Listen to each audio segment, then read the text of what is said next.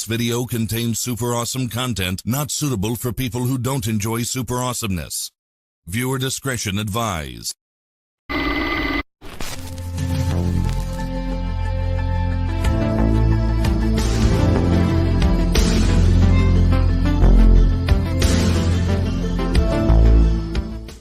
Welcome to Viewer's Choice. Your selection is about to begin. But first, take a look at what else you can see this week. Hey, dudes, inviting you to travel through time. First stop, a long layover at the video store. Bogus. Wait, you've got Viewer's Choice. Excellent. Hello, you rotten little bloodsuckers. America's most popular now. Get extra value. $12.50 cash back. Rise and shine, Mr. Freeman. Rise and shine. I want the truth. You can't handle the truth. What? Say what it is. Let's get out of here! Like now!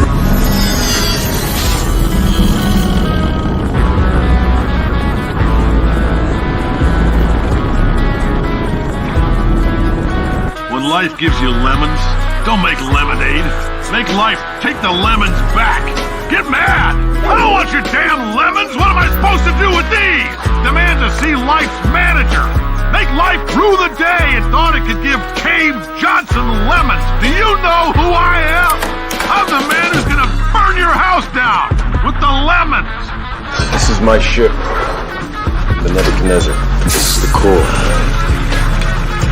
Where we broadcast our pirate signal back into the matrix. Welcome to the Nebuchadnezzar with your host, Anesto Morado, the double-headed coin, and your co-host, Pablo Morado, the Thunderbolt. Together, we are the Pyramid Podcast.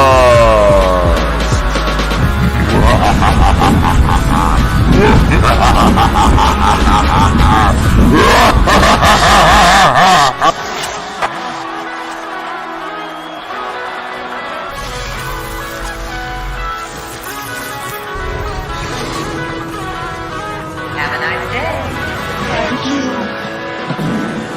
The right man in the wrong place can make all the difference in the world.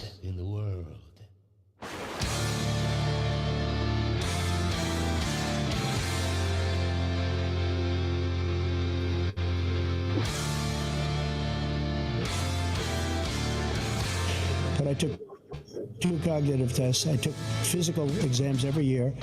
And, you know, we knock on wood wherever we may have wood, that I'm in very good health. I just won 2 club championships, not even senior, 2 regular club championships. To do that, you have to be quite smart, and you have to be able to hit the ball a long way. And I do it. He doesn't do it. He can't hit a ball 50 yards. He challenged me to a golf match. He can't hit a ball 50 yards. I think I'm in very good shape. I feel that I'm as in good a shape as I was 25, 30 years ago. Actually, I'm probably a little bit lighter, but I'm in as good a shape as I was years ago. I feel very good. I feel the same. But I was willing to take a cognitive test. And you know what? If I didn't do well, I aced him. Dr. Ronnie Jackson, who's a great guy with 200. Anyway, that's just take a look at what he says he is and take a look at what he is. Look, I'd be happy to have a driving contest with him. I got my handicap, which when I was vice president, down to a 6. Yeah? And by the way, I told you before, I'm happy to play golf if you carry your own bag. Think you can do it? What's the biggest one? It was a 6 handicap of all. I was an 8 handicap. Yeah. 8. But I have, you know how many, I've seen you swing. I know you swing. Hey, let's not act like children. President Trump, we're going to... Let's not act like children. Is that an allusion also to Donald Trump and the fact that Democrats, you believe, may now be doing the same thing that Donald Trump tried to do in 2020, and that is overthrow the popular will of Democratic voters? Well, look, Democrats, let me say it this way.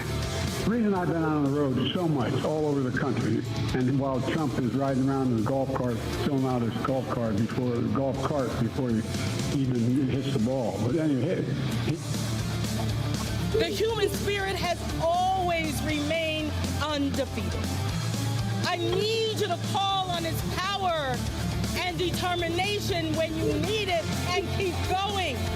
Because in the midst of every challenge, during every moment of change or perceived chaos, we will remember who we are. We are the ones who helped to shape the heart of this nation's hopes and dreams. We are the ones who hold steadfast to the belief of the plausibility of the possible. We are the heirs of all who did this work before us. We must keep going. NEA delegates, we can do this work. We must do this work. We get to do this work. We will do this work because our students are depending on us to win all the things. NEA, we have to win all the things. All the things. All the things. Our colleagues are depending on us to win all the things. Keep going, NEA, to preserve our democracy. First, it's very simple. How can you assure the American people that you won't have another night like the one you did in Atlanta? Look at my career. I've not had many of those nights. It was a terrible night, and I really regret it happened. But the fact of the matter is, how can you assure you're going to be on faith that can intervene on your way to go to, work tomorrow? Age wasn't, the idea I'm too old. Created over 15 million jobs, 21 million insured for the ACA, beat Big Pharma, relieved student debt for 5 million people, first black woman in the court. So I think I had a significant run, and that's how I'd measure me. Measure me what I've done. And by the way, in terms of my neurological capacity, I had a neurological physical as well in February. It's released. I released all my records. All of them. But I took 2 cognitive tests. I took physical exams every year. Donald Trump sparred over topics from immigration to abortion and even levied personal attacks against each other. We thank you so much for joining us this afternoon. I'm Jonathan Martin. And I'm Faith Jassy. So President Biden's debate performance has some Democrats worried about whether he should remain their nominee against Donald Trump. All right, so if you were watching and listening last night, Biden had moments where he seemed to grasp for words, and sometimes you could barely hear him. After the debate, he even said he had a cold. That's right. So Doug Richards with our political team here at 11 Alive spoke with one prominent Biden supporter, and Doug... Oh, that's a little bit old, that chart. That chart's a couple of months old, and if you want to really see something that's said, take a look at what happened.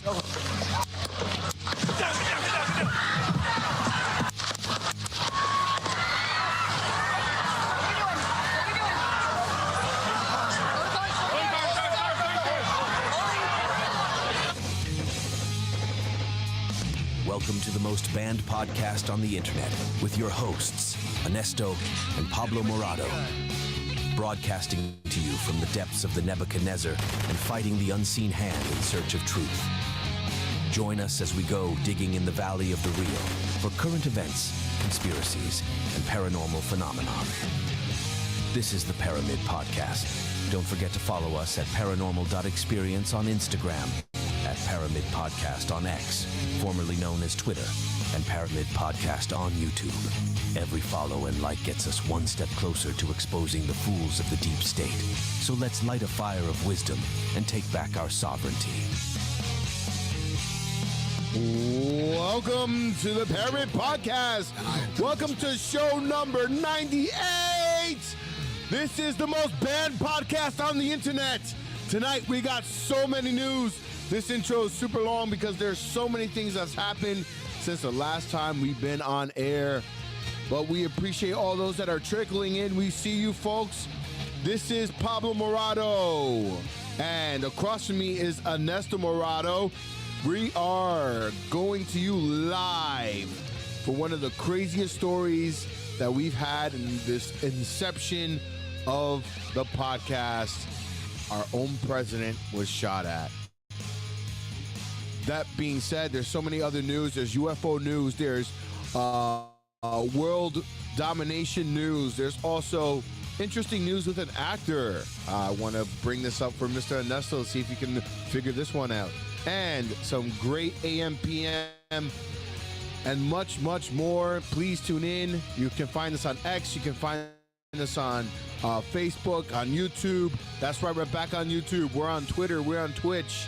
We're on everywhere you can find podcasts. We appreciate everyone, and welcome to the show. I'm Joe Biden, and I approve this message. So what did you think of the intro? Pretty good, pretty good. Welcome back, everybody. We are back from a 2-week hiatus, folks. We are back. That's right. And a hiatus it was. It was a very, very interesting 2 weeks. Yeah, you had an amazing week. Yeah, that's right. Just got back from Miami, so I'm a little barely toasted, but I'm still fairly refreshed. And how about you? How things over here? Everything's good, thank God. You know, we held down the fort while you were frolicking with the rich and famous. Well, yes, I was just enjoying myself. Part of the perks of my day job is it allows me some very interesting and fascinating experiences. It's not necessarily a job. It's my other career, how I fund this podcast. So it was just a pleasure that I was able to go to Miami on a private jet, drive around in a Lamborghini, and now I'm here. Question. My camera. Why isn't my camera? Let me see here. So you're looking, if you switched in your settings, hold on, just bear with me. I'll just do that for you. My settings? Yeah. But while I'll do that, I'll go ahead and do that for you. But in the meantime, let's just start off not so heavy-handed with a very interesting clip that apparently you said is also going viral all over the radio as well. So have you heard of this woman? Her name is, let me see, pull this up. Her name is Becky Pringle. I heard that speech, played over AM radio, especially during over conservative radio, constantly.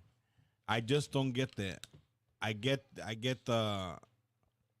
I'm hearing it, but I don't get the background. What is she speaking about? So she is. Because if you listen to the audio, mm-hmm. you don't know what the hell she's talking about. Well, so this is the National Education Association president, Becky Pringle, and essentially she is the president of the NEA, which is the National Education Association, or the Union for Teachers. Right. So to give a little bit of context, because I'm sure people have only played the ending of her speech, I'll put up on screen the beginning, and just from the very beginning, I mean, you just tell me when to stop, because I mean, this is the woman that's looking out for teachers. Well, before I put my slant or my my thought into it, I'd rather have you hear it with virgin ears, and you tell me what's going on here. So it's up on. Let me just put this up on screen for everyone. Because all I hear is all the things. All the things. And I see you messing around with the camera, so I figured you figured it out. Yeah. It is pretty cool. I can go back and forth from those two cameras, Yes, right? you can. Yes, you can. Oh, okay. That's a little toy that I have now. All right. So let me put this up on screen. So, again, she is the president of what? Of the National Education Association, or the Union for Teachers. Okay, hold on. What the hell did I do? I just got out. Uh-oh. I see that you just got out. How do I go back in? There you are. Oh no, I don't see you. Well, let's see. Are you back in yet? I don't see myself. No, I don't see you. You have to maybe get back out and go back into the link. I'll be send it to you. Unbelievable. We just started the cast. Well, did you give us our well, we before we continue, we got to always start our cast with our shower. Let me get back in. Well, they can hear you even though you're not in. Let's see. Well, while you're doing that, please, folks, the reason we have these kind of glitches is because we're operating on a shoestring budget. So please go ahead and donate. ¡Lo sabía! ¡Lo sabía que era otra pregunta! Tú nunca te quedas ahí, ¿no verdad? Siempre con el dinero, dinero, dinero, dinero, dinero. You know what I'm saying? How you think a nigga's supposed to get this shit? This shit don't, money don't grow on trees, shit don't fall out of the sky. Come on, man.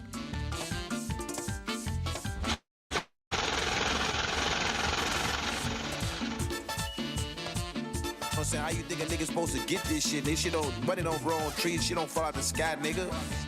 Nope, this doesn't fall out of the sky, folks. We fund this ourselves to bring this content out to you. And we started this cast specifically because people that were around us love to hear our conversation and insisted that we started a podcast. So we did. We're 98 episodes in, 2 years in, and we still haven't had a single person or well, you know what, I'm going to take a step back here because we have had some support, but it's been a trickling support. You know, we're not going to get over the hump by just one person or two people donating. We need everybody to contribute. And, you know, the mob mentality is, you know, they think that everyone else is donating. So I shouldn't donate because, you know, everyone else will carry it for me. Right. That's not how that works. Because if you think of it that way. I'm backstage now. Oh, you're backstage? All right. All right. Perfect.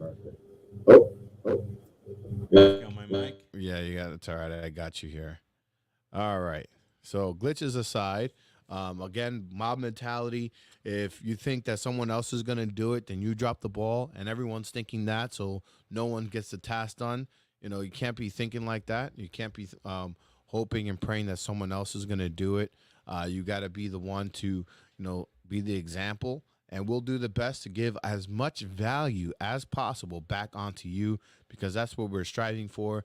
This is a value for value podcast coined by, you know, the Podfather himself, Mr. Adam. Geez, where's my brain boost? Adam Curry? Adam Curry. Oof, I need my brain boost. I don't know how. Well, you know who I was talking about. I got to play numbers today. Well, Adam Curry, yes. You know, this is a value for value podcast. Please, as much as we're bringing value to you, please reciprocate that value in actual money. And you know what? Don't always donate because you can always support yourself by going to Paramin.store. That's Paramin.store, and you can support your own health. There's wonderful multivitamins and our flagship product, the Brain Boost, which combines 10 delicious mushrooms, 10 sought after mushrooms that provide, you know, support to you all over your body, including your brain, including your gut. So please check it out. And for those that don't know, turkey tail, which is also part of our mushroom supplements, also is reportedly to combat cancer. Now let me ask you a question. Our pet plant, we call her Josephine. She's growing mushrooms. Do you know what kind of mushrooms those are? I didn't see. No. She's growing. Your mom, in trying to fertilize her. Okay. Oh, you all right over there? You're having some issues. Yeah, the computer is acting a little strange. See, now it says device not connected. Every time I do that, it starts glitching. Well, Okay, as you're focusing on that, what were you gonna say? She fertilized Josephine with her mushroom coffee, and it grew mushrooms. Oh, really? Yeah, it's growing mushrooms. Well, there you go. So there's actual mushrooms in her coffee. It says I'm backstage. All right. I don't see you here. Let me. No, I don't see you in the. Here we go. But I have our overshot here, so they can still see us. Hi, folks. That being said, here really quickly, because I don't want to lose my train of thought here. We were talking about all the things. Yes, we were talking about that, but before we get into that, I just wanted to bring it up because people think that we say mis and disinformation here. Turkey tail, which is one of the sought-after mushrooms, just one out of the 10, okay? This turkey tail combats cancer. Turkey tail mushrooms, known as tramites versicolor, have been used in traditional Chinese medicine for centuries to treat various health conditions, including cancer. Recent studies have shown that these mushrooms may have anti-cancer properties, making them a promising natural treatment for cancer patients. That's just one of our 10 sought-after mushrooms in our Brain Boost. So go check it out. That's Paramin. I'll put it up here so that way everyone can see. It's Paramin.store. And that's how you find our supplements. And there is our flagship Brain Boost. And if you enter your information here, you get a nice discount. But yes, it's Paramin.store. There's your Brain Boost. Get your 10 sought-after mushrooms in one delicious gummy. It's funny that I'm talking about Josephine growing mushrooms, right? And the Brain Boost is flanked by the Monsterosa, which is Josephine. Exactly. So here we go. I'll put this up on. Good morning, NEA. I'm backstage, so you can put me back in. All right. We will not march back to what was. We will move to what shall be.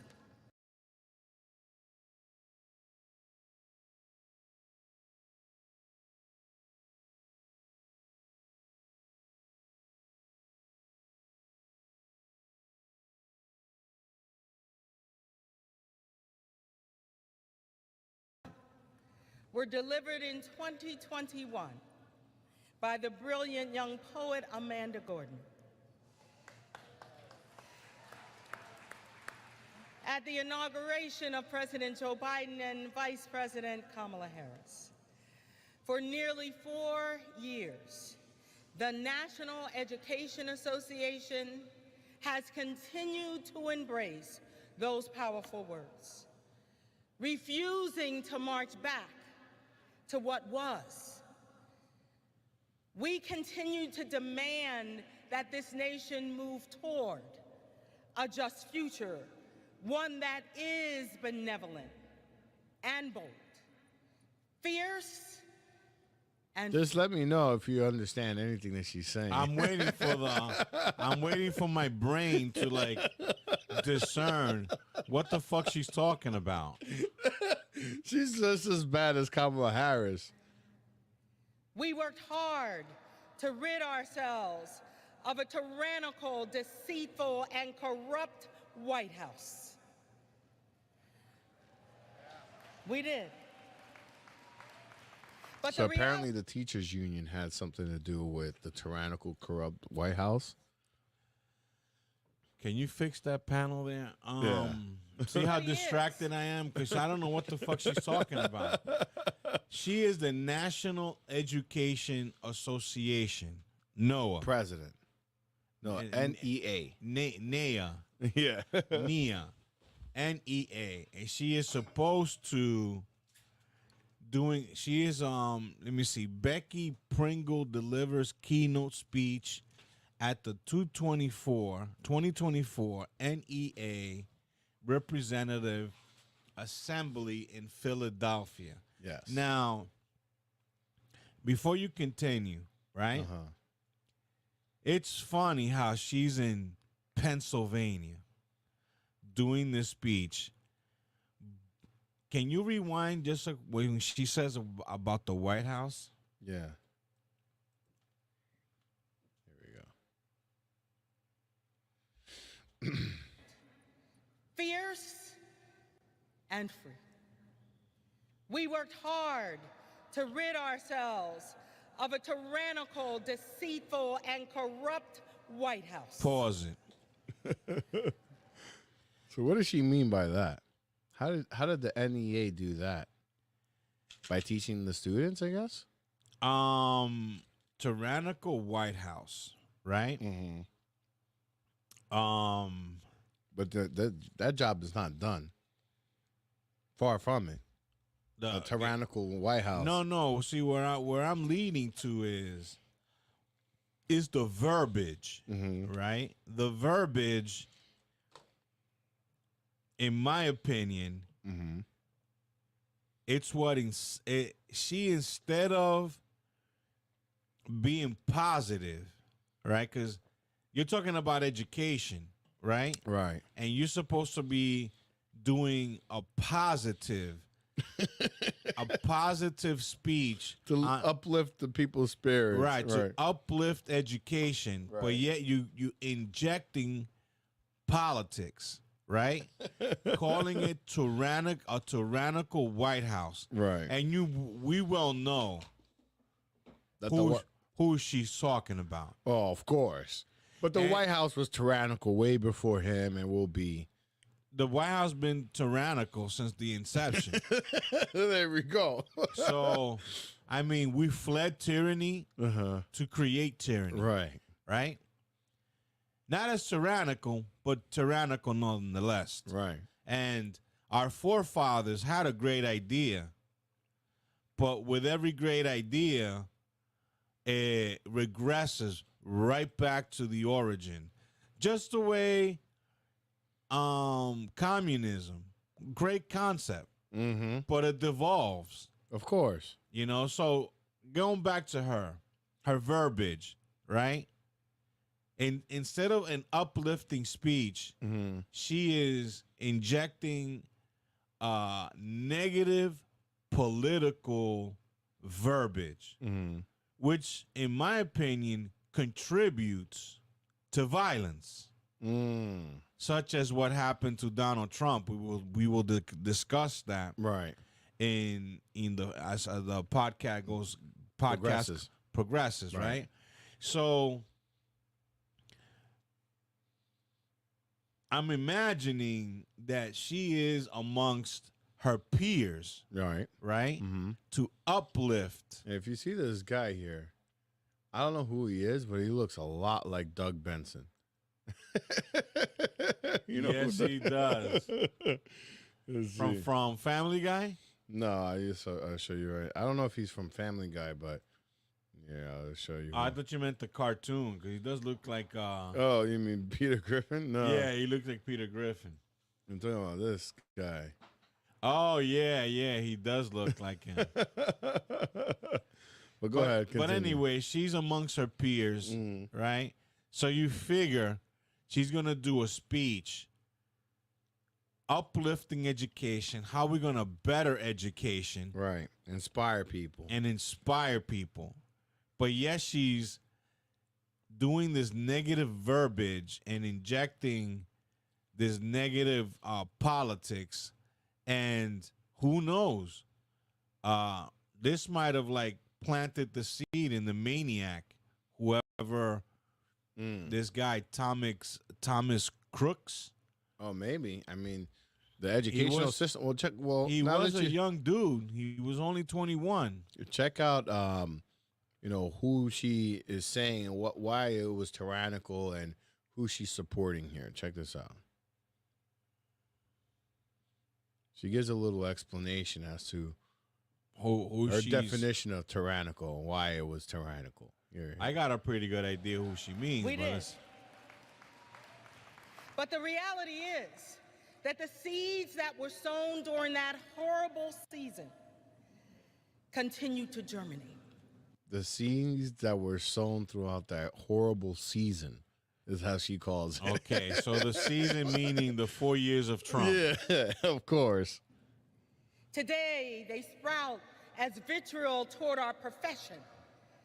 Increased marginalization of Black, Brown, AAPI, and Indigenous communities.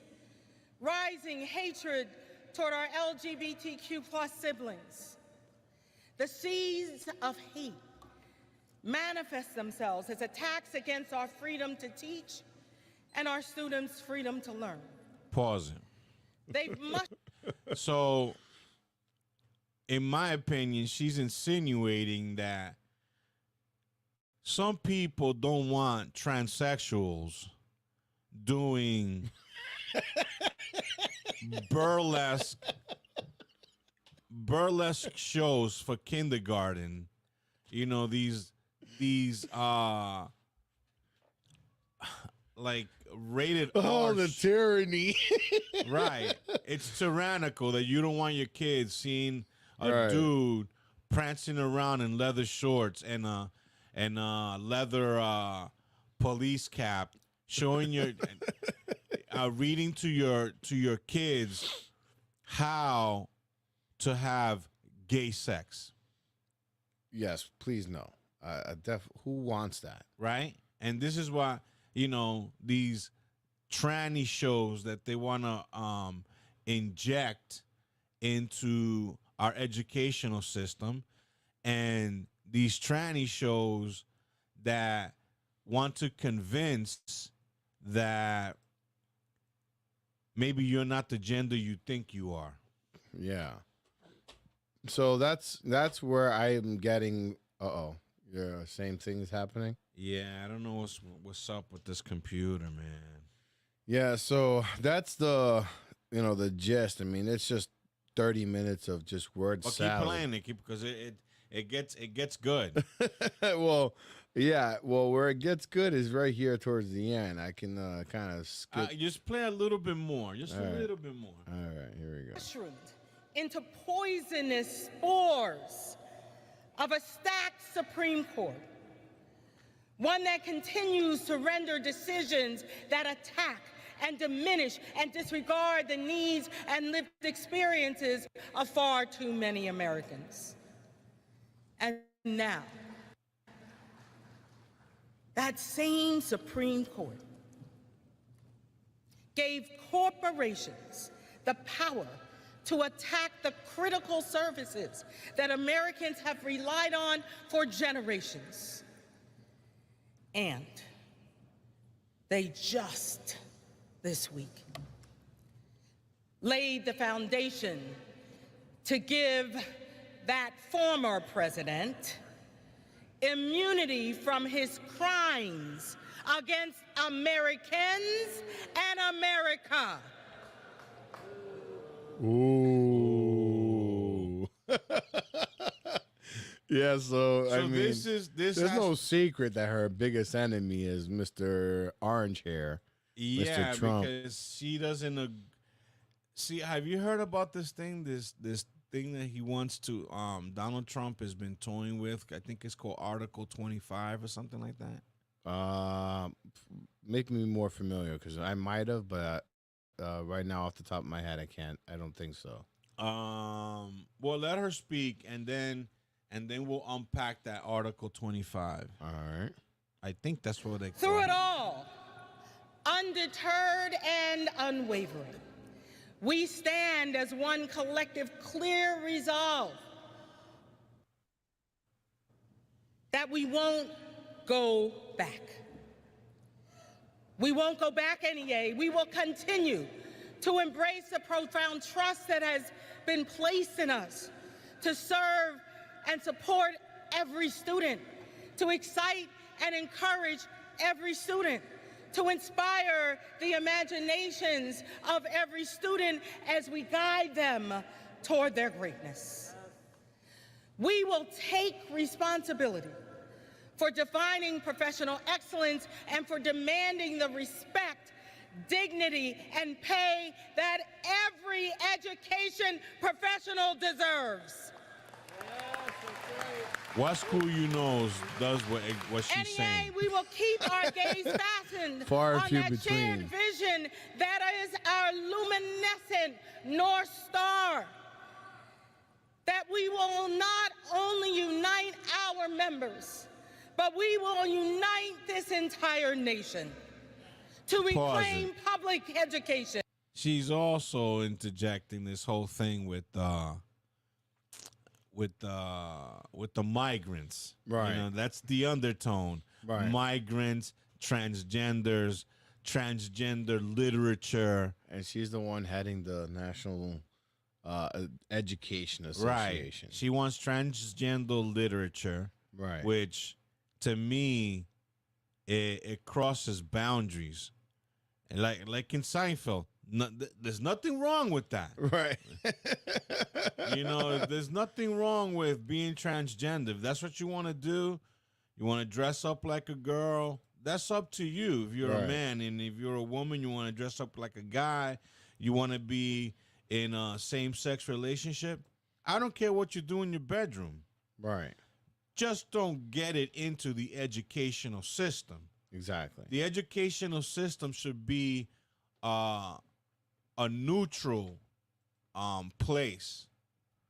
You know, like in Star Trek, the neutral zone, where you're just getting education. I don't want you to tell my kid, you know what, you might be a girl.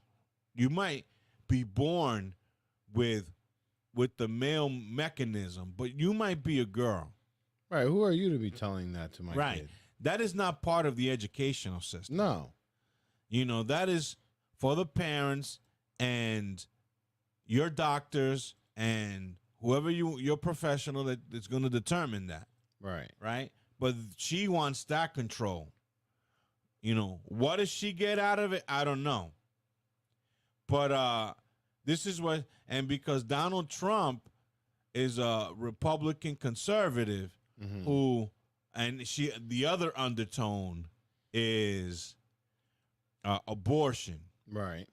Which Donald Trump has clearly stated he doesn't want the federal government involved. Right. It's a city thing. It's a state thing. Right. You know? So why don't you start saying, you know, all the programs that you have cut. For example, I think they've virtually done away with shop class. Okay. Right? Why? Why did you get rid of shop class? Highly educational. I think so. You need that information. One of the best classes that I remember in high school is shop class, and I still use whatever I learned in shop class today. I learned about electricity. I learned how to woodwork. I learned how to cook. Even though I made a giant cookie this big when it was supposed to be this big. Okay. But I learned how to cook. You know, I learned automotive. These are things that help you out in life. Right. They've eliminated that. The curriculum stinks. Right. You know, they really don't teach you. No. Because you ask a kid straight out of high school, you ask him questions, and you ask him, who is Abraham Lincoln? They don't know. They don't know. Right. They just know. That's if you ask a kid, who is Abraham Lincoln? Oh, he freed the slaves. That's it. That's all they know. Wow. You know, who's Hamilton? The Roman Empire. They don't know. They don't know. Wow. They even trying to eliminate physical education. Yeah. You know, so instead of you pushing your garbage, you know, where you want to indoctrinate kids to accept the things that your association wants to push, why don't you better the education? Why don't you tell kids, you know what? The indigenous people were here when Christopher Columbus came. Now, with that said, let me teach you about his voyage. that took a little bit of balls to do. You know, let me teach you what led him to take that voyage. Right. You know, don't say he discovered America, but he was one of the first Europeans to make the trek. You know, because Vikings were here before. See, these are all the things that they don't that they just skip. So all the things, Well, yeah. all the things that you're not doing. Right. So yeah, let's just skip right over to the thing that everyone wants to hear is the end. Every challenge, during every moment of change or perceived chaos, we will remember who we are. We are the ones who helped to shape the heart of this nation's hopes and dreams. We are the ones who hold steadfast to the belief of the plausibility of the possible. We are the heirs of all who did this work before us. We must keep going. NEA delegates, we can do this work. We must do this work. We get to do this work. We will do this work because our students are depending on us to win all the things. NEA, we have to win all the things, all the things, all the things. Our colleagues are depending on us to win all the things. Keep going, NEA. To preserve our democracy, we must win all the things. Delegates, we won't go back. We will keep going forward because we are the NEA. We are the NEA. We are the NEA. And that's what we do. God Thank damn you, it. NEA. Thank you. I love you. Woo, she was feeling the spirit. She was feeling that spirit, boy. Rewind it a little bit. Look at her eyes. Well, watch her eyes. All right, let's see right here. She's got Chango in her, boy. And keep going. Look at her. Because in the midst of every challenge, during every moment of change or perceived chaos, we will remember who we are. Watch her eyes. We are the ones who helped to shape the heart of this nation's hopes and dreams. We are the ones who hold steadfast to the belief of the plausibility of the possible. We are the heirs of all who did this work before us. We must keep going. NEA delegates, we can do this work. We must do this work. We get to do this work. We will do this work because our students are depending on us to win all the things. NEA, we have to win all the things. All the things. All the things. Amen. Our colleagues are depending on us to win all the things. Keep going, NEA. To preserve our democracy, we must win all the things. Delegates, we won't go back. We will keep going forward because we are the NEA. We are the NEA. We are the NEA. And Pause it. You know what I'm expecting? What? A person coming from the backstage with the cape. like what's his name? Klaus Schwab? No, with the my brain boost, where are you? Yeah. I feel good. What's his name? I was just listening. What's his name? Oh my goodness. Brown. James Brown. James Brown, yes. Put this on a sidebar. Go to Okay. And then we got to move on. Go to YouTube and type in James Brown ending cape scene, something of that sort. It'll come up. All right, let's see. That would have been good. She should have hired somebody to bring her a cape. I got something here. Same thing when I started with him about the Who the cake hell is routine, that? That ain't James Brown. Because No. he'd be working so hard, come off the stage and. Okay. Keep going forward, because this gotta be more modern stuff.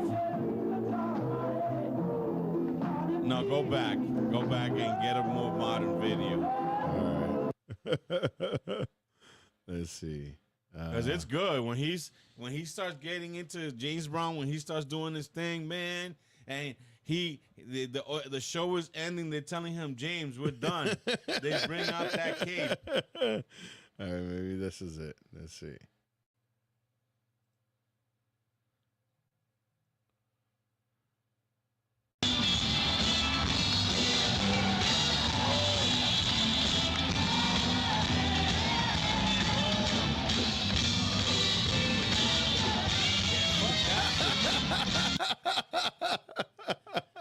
They had to bring somebody out and not go back to her.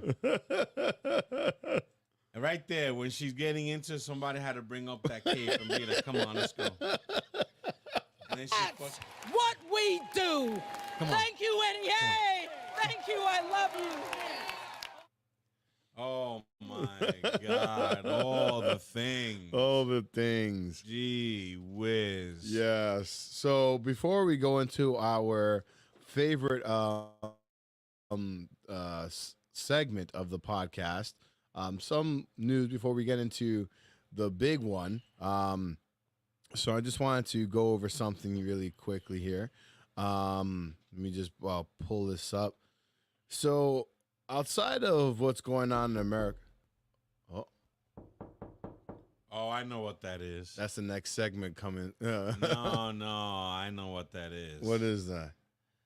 It's that we forgot our tradition. Which is? Ah, there we go. Yes, people. That's only to let you know that we're here on a shoestring budget. And as Mr. Pablo said before, you go to our site and you buy some supplements off our sites. Great supplements. We take them daily. I feel great. My joints are feeling much better because of it. My cognitive skills are doing much better. I'm able to drive longer without being tired. I wake up energized, and I attribute it to the Phenonmenon supplements. So we cannot start the full-blown show without coin. So guys, remember, go to what is it, Phenonmenon.store? Phenonmenon.store, that's right. Go to Phenonmenon.store. Mr. Pablo did a great job in making a beautiful website. All we ask is for you to try it. And if you don't like it, man, I'll go into my pocket and I will give you your money back. But I am pretty positive once you try one bottle of Brain Boost and any other supplements, you're going to reorder it because you're going to feel that much better. And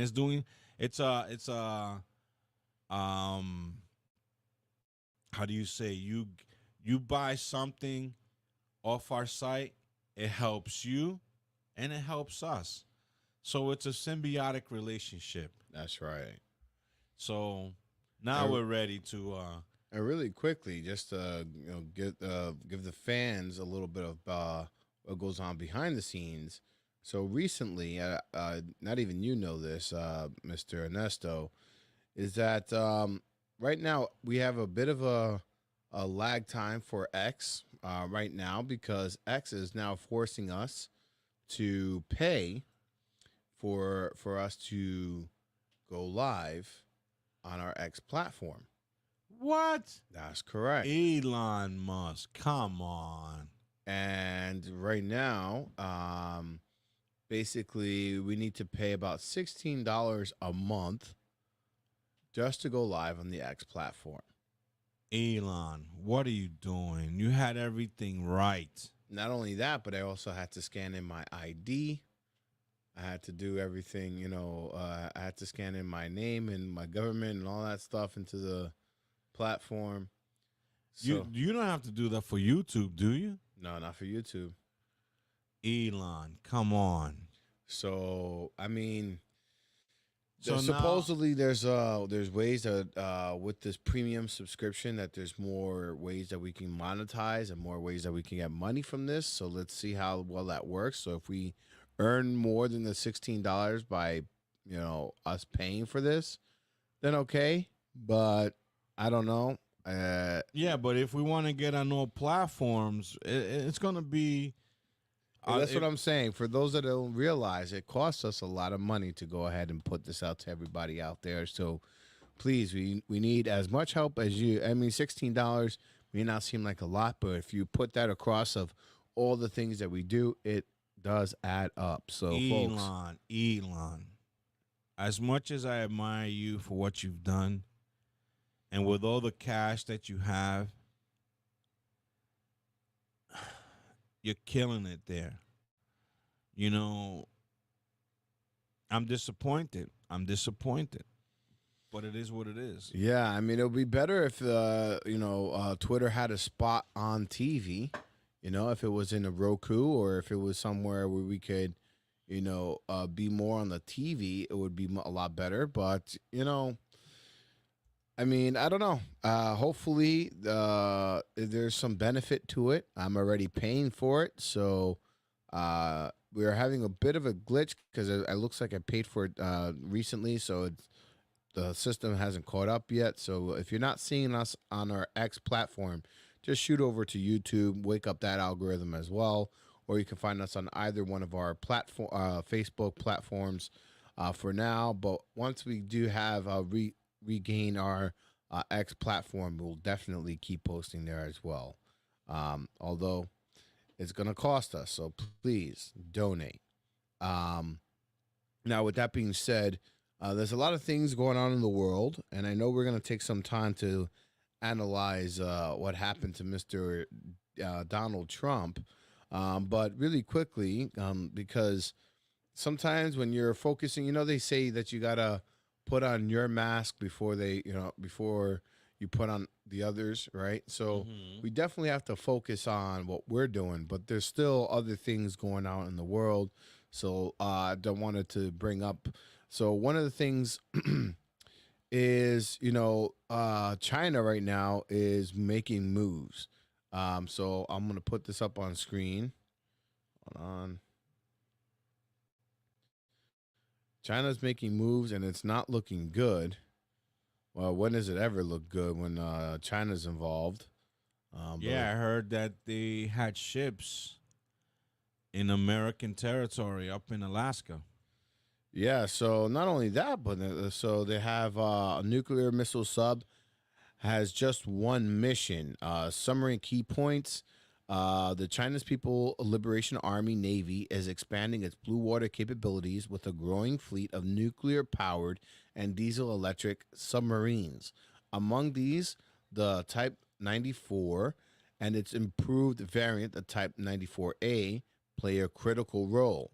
At least 6 Type 94 submarines, including 2 Type 94A variants, have been built. These vessels, approximately 137 meters long, are equipped with 12 missile tubes capable of firing JL-2 submarine-launched ballistic missiles with a range of up to 7,200 kilometers.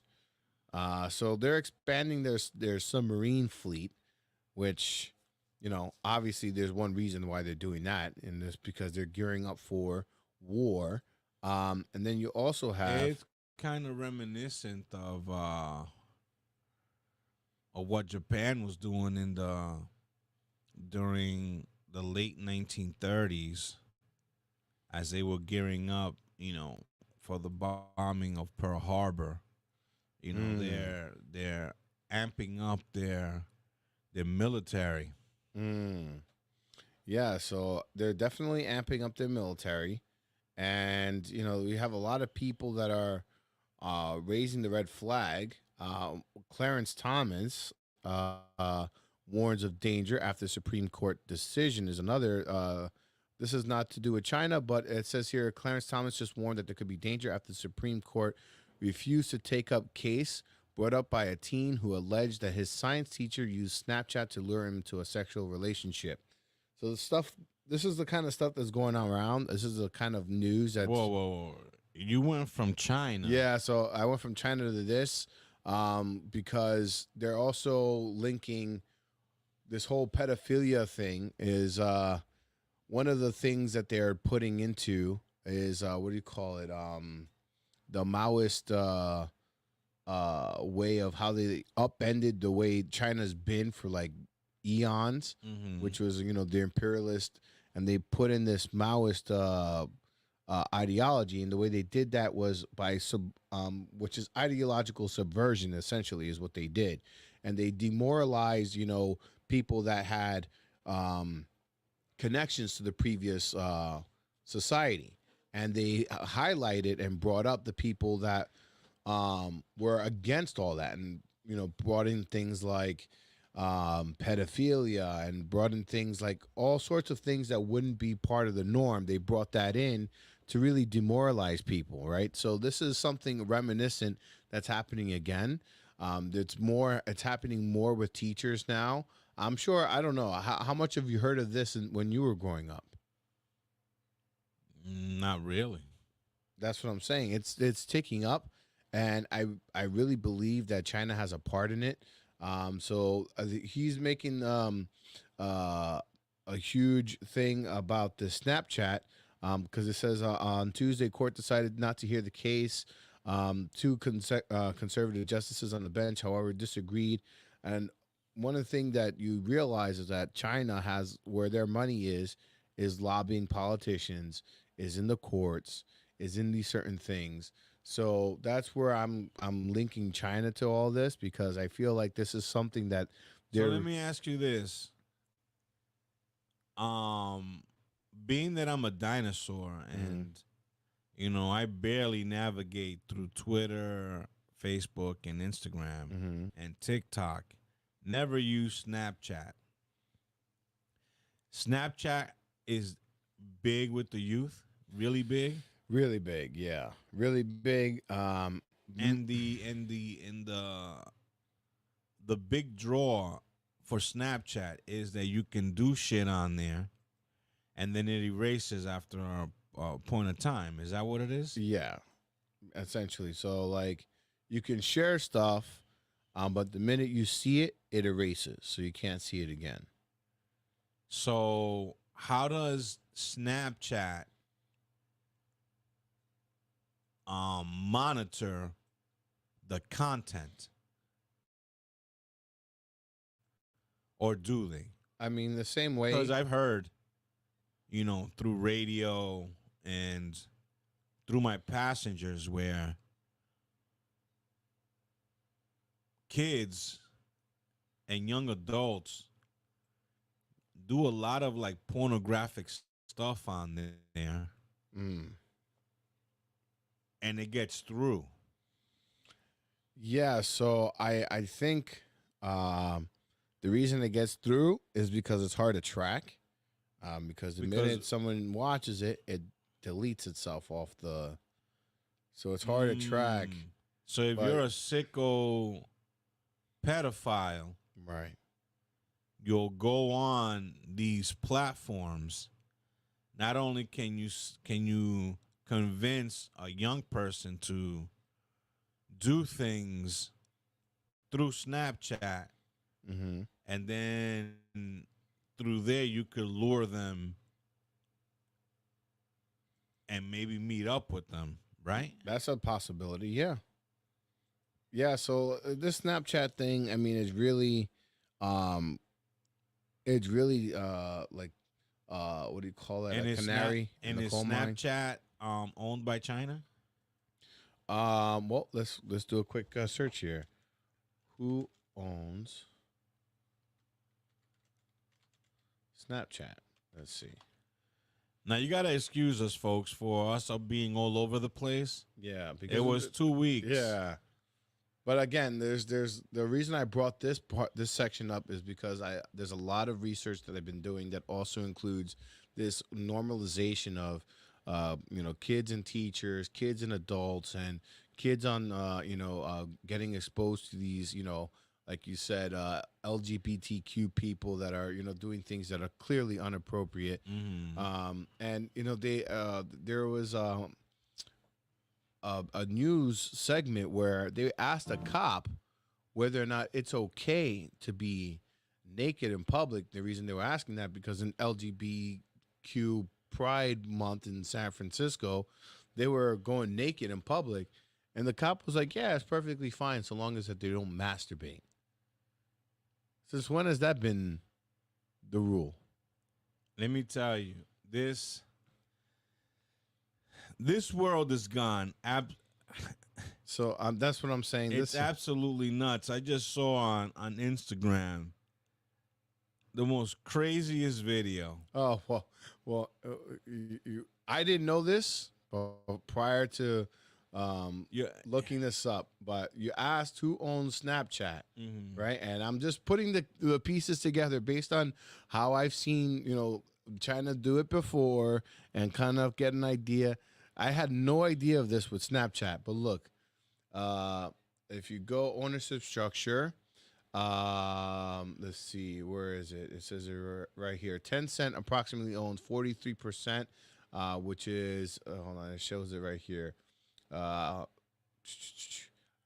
This means that they let's see, Spiegel holding 48%. Tencent, a Chinese conglomerate, owns approximately 45% of Snap Inc.'s non-voting shares.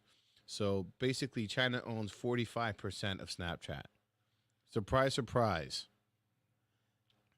Well, then your correlation to China is valid.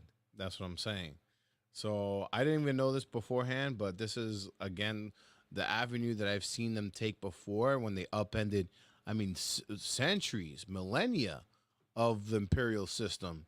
They just upended it like now they're communists, like it's always been communist, but it's not how it is. No, that's not how it used to be. They thrived under the imperial regime, and that's how they always been. And their Chinese people tend to be very traditional. So it's weird that they have this communist and they accept it. But the reason why is because they've been working on this for decades to get them ready for this level. And now they have no choice but to follow through, to follow the government, the tyrannical government. Because I guess they're used to it with the imperial. I don't know what's different, having a king or having a tyrannical dictator. They're pretty much in the same, no? Through this social media, all these outlets, our enemies are really weaponizing these things. Yes, they are. Yes, they are. So, Tencent owns Snapchat. So there's a lot of things going in the court that have to deal with social media. So that's just a front. Outside of what's going on with, the political realm, I'm also looking at, because I feel like there's a lot of, look at this and forget this, and look at that and forget this, and we're like... Distraction. Yeah, so I try to follow everything. Go back down, because I'm seeing...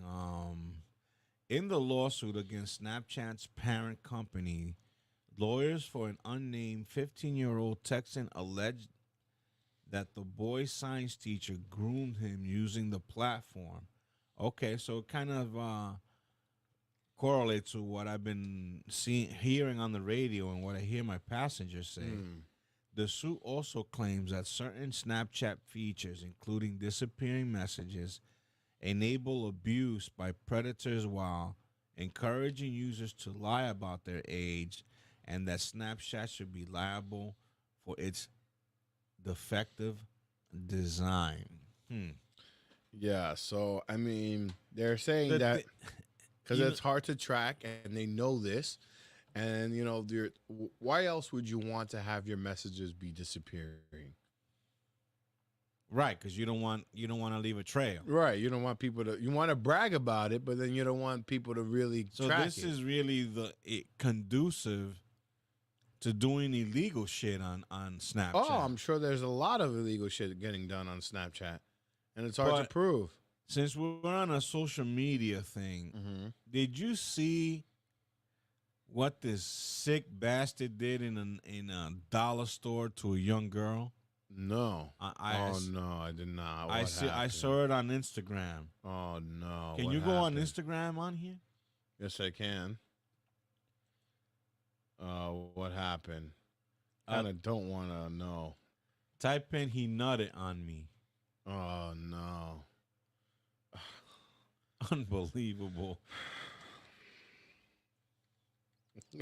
Why are you making me laugh? This is horrible. Oh my God.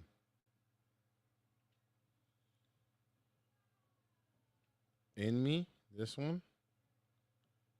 No, this is 2007. No. Oh God, we're going to X video. No. Nut on Me viral. Was it dollar store? Yeah.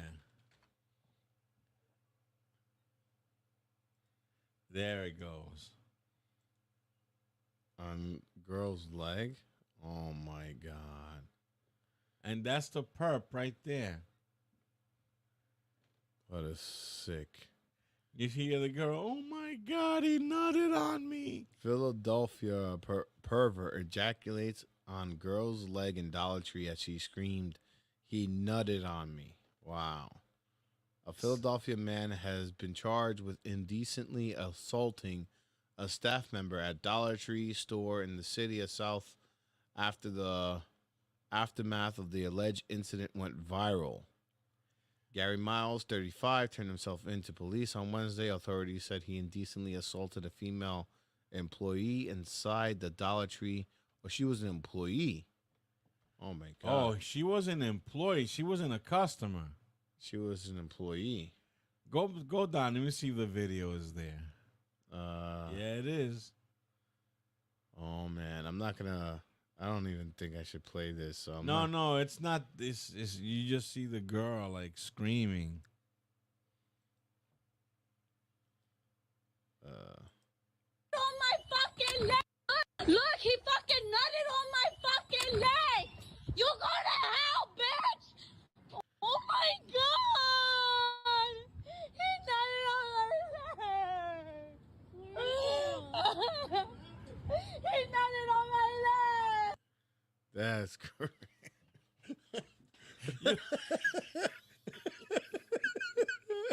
I am sorry for laughing. What This in world the world? This world has gone fucking crazy. What do you? Now, my question is, I don't know what. This is not funny, folks, but you know, sometimes you gotta find the humor in things. But that's awful. But how did he manage to do that? Like, you're in a public store, right? All right, people are shopping, and you don't notice that this guy is masturbating behind a worker. You know, it's not like he has a machine gun. Right. It takes time. Right. How do you do that? It just I don't know. And I just hearing the. This is what social media. I mean, this is a good thing that there's proof. Right. You know, like you see the guy like bolting out the store, and you know there's proof that he did it. Look, he fucking nutted on my fucking leg. You go to hell, bitch. Oh my God. He nutted on my leg. He nutted on my leg. I've never heard this is how a dinosaur I am. Oh man. I've never heard that term. Nutted.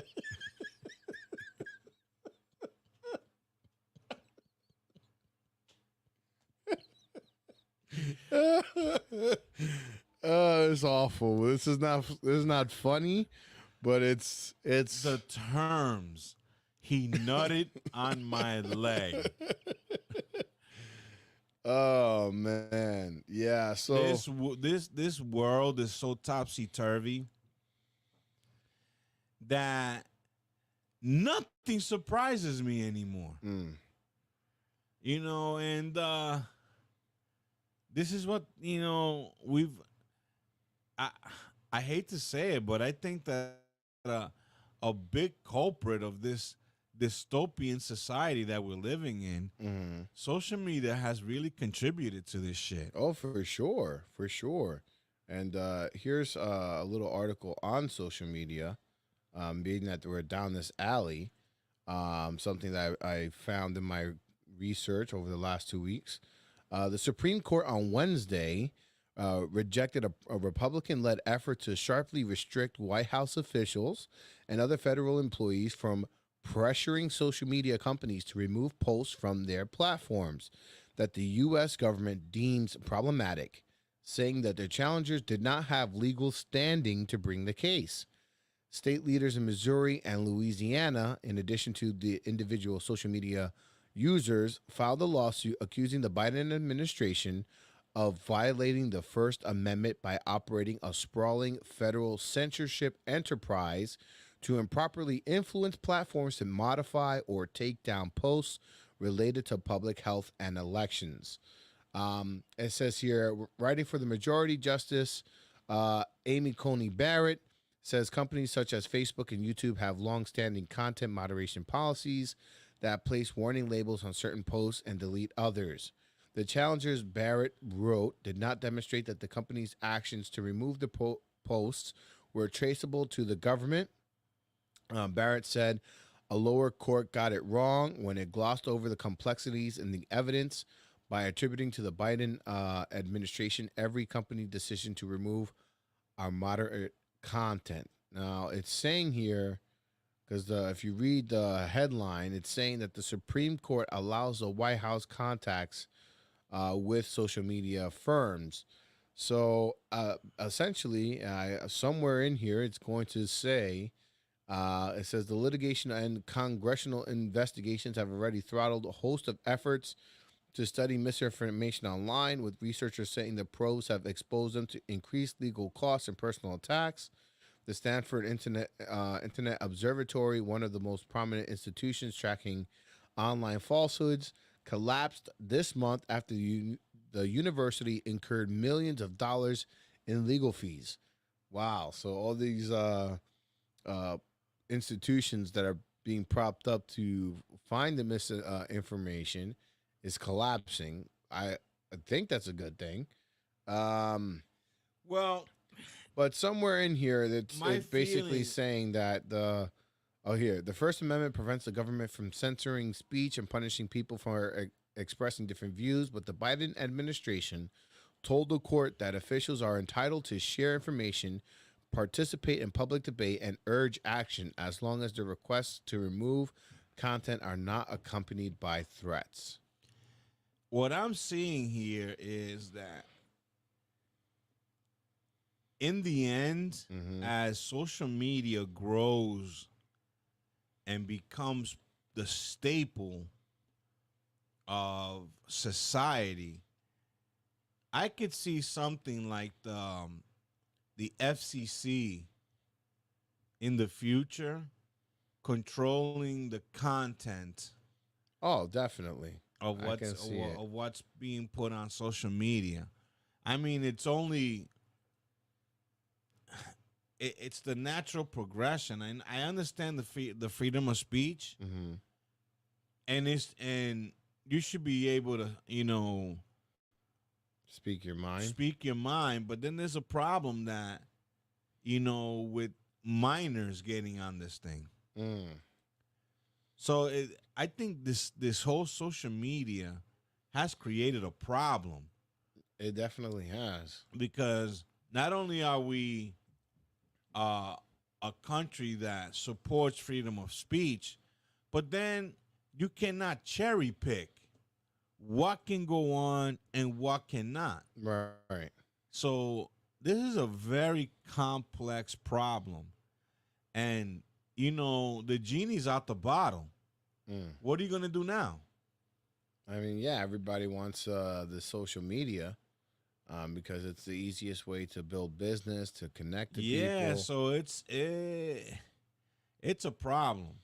It for sure I did is. not foresee this, but man, it's becoming a big problem. Yeah, so there's a lot of things that are going on. So that censorship is one of them, and I think who is the biggest censor of all of them, of all like countries in the world? Who censors the social media the most? Yeah, I would say China. exactly. Right, China's and I think they're the ones pushing for that because I think they have control over Biden. I think they have control over our government. I think not as much control as they want, but they have enough influence over them. They have because they can let a whole spy balloon, fly over the entire United States, it being uninterrupted, or buy farmland in critical spots in our nation, and that goes undetected. So I think they have enough pull that they can get away with, or police stations for crying out loud in New York City and throughout the country. And I think the spy balloon is a bigger problem than what the government is telling us. I think they're flying more spy balloons over the U.S. than they tend to tell us about. I think this is a big problem. So here's another one really quickly to close up this segment here because we were going on a little long. How NATO just opened up a new front in the U.S.-China Cold War. So now we're in a Cold War with China. We went from the Cold War in Russia, now a Cold War in China. It says Paris, the Chinese spokesperson, was very agitated on Thursday against NATO, calling it a relic of the Cold War. He described the final communique from the Washington summit as biased, defamatory, and provocative. Such vehement language from Beijing has not been heard in a long time. China is reacting strongly to a part of the Washington communique that directly impacts it. NATO describes China as a decisive enabler of Russia's war in Ukraine and demands that Beijing cease all material and political support for Russia's war effort. That is the toughest language NATO has ever used against China. So there's this whole China thing really confuses the shit out of me. For the life of me, I don't understand it. Okay. I don't. What would Americans say, right? If we allowed companies from the United States to move to Russia and fabricate virtually everything that we consume in Russia, will we be as complacent as we are with what China's doing? I don't know. To be honest, I don't know. I don't understand this shit. China's our enemy. China is doing everything to undermine us. But yet, we're in business with them. Right. And then Russia, here's the thing I don't understand. When we needed to send our astronauts into space, we borrowed Russia's rocket.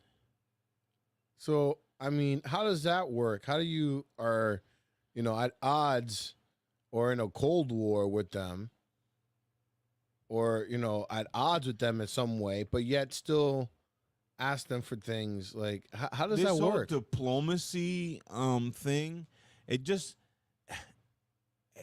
doesn't make sense to me. Like, to me, it doesn't make sense. Why would you allow us as a country to export all our businesses to a country that hate us. Right. I don't understand that. You could tell me a million times, but if I was to build a country, right? Because China don't invent shit. Right. And there's nothing really that China has invented that's worth a hill of beans. They're great copycats. Okay. They're masters of copying and perfecting to a fault. I mean, they don't perfect it. They just copy it and give you a shit product, and we swallow it. Right? But if I was... Not only do we swallow it, we go after it. We love this. The 99-cent stores, the Temu, the Dollar Tree, the Walmart. We love their shit. So if I was to build a country, right, with the resources that we have, like, I'm like Terrence Howard. 1 × 1 = 1? What? How does that work out? Right. I put that same concept like China is our enemy. They hate us. We hate them. But yet we allow all of our businesses and manufacturers to go over there. Now, here's the I think their thinking was, oh, well, now that China is down, right? They were economically down. Why don't we export our democracy over to them, and they'll be more like us? And look, they're started doing more capitalistic things. But somewhere down the line, you got to realize this shit is not working. Well, because China didn't forget. China didn't forget, what is it, 100 years ago or more, the fact that they pushed opium on them and got them into that place in the first place. I realize that. But if you break it down for a layman, right? You're my enemy. Me and you can't stand each other, right? Well, it's the same thing with Japan. Like, how do you go from bombing our Pearl Harbor to being best friends with Well, you know, what happened with Japan is like the vicious dog syndrome. You know, like you got a vicious dog, right? And then you be like, bitch. Right, but it was a certain point where everything was Japanese. I mean, like all the big companies are Japanese. You had the Sonys and all these companies that were popping up. They were all Japanese. Yeah, Mitsubishis and you know, you're asking how do we do business with a company with a country that bombed us. Yeah, no, that bombed us, and then we fucking changed their DNA. Right. Well, yeah. So it's the whole thing. How do you think that? I mean, how do they like suck that up and just again that vicious dog that you got at the pound, right? He wants to bite your ass, right? And fuck Caesar Milan. You fucking take a stick and you wrap that dog over the head enough times and tell him, I'm the fucking boss, bitch. Right. Eventually, the dog is going to submit. Japan submitted over those 2 bombs. That's a game changer. Right. That is a game changer. But to think that we could just like, you know, like be there, have our presence, and I'll be all buddy without them being like looking at us with some vengeance. I mean, I don't know. Like I don't know how the Japanese people look at Americans, but I wouldn't imagine it'd be very kind. The problem with Japan is they poked the bear. That's true. That's true. They did poke the bear. They poked the bear, and you poke a bear, and he fucking, you know, rips your heart out with one swipe. That's not the bear's fault. Not the bear's fault.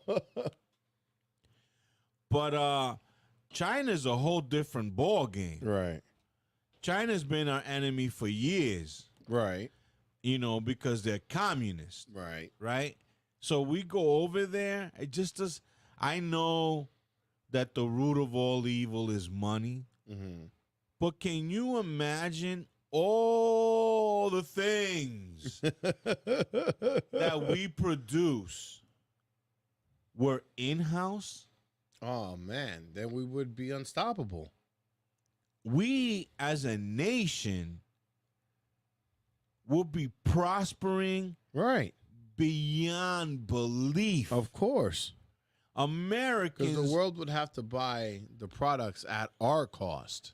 Americans will be the equivalent of the Arabs during the Dark Ages. When the Europeans went into Saudi Arabia, they went into Iraq, and they went to all these Arab countries, and they saw the opulence that these people were living. They had medicine, they had textiles, they had clothing. They were thriving. They had all kinds of materials.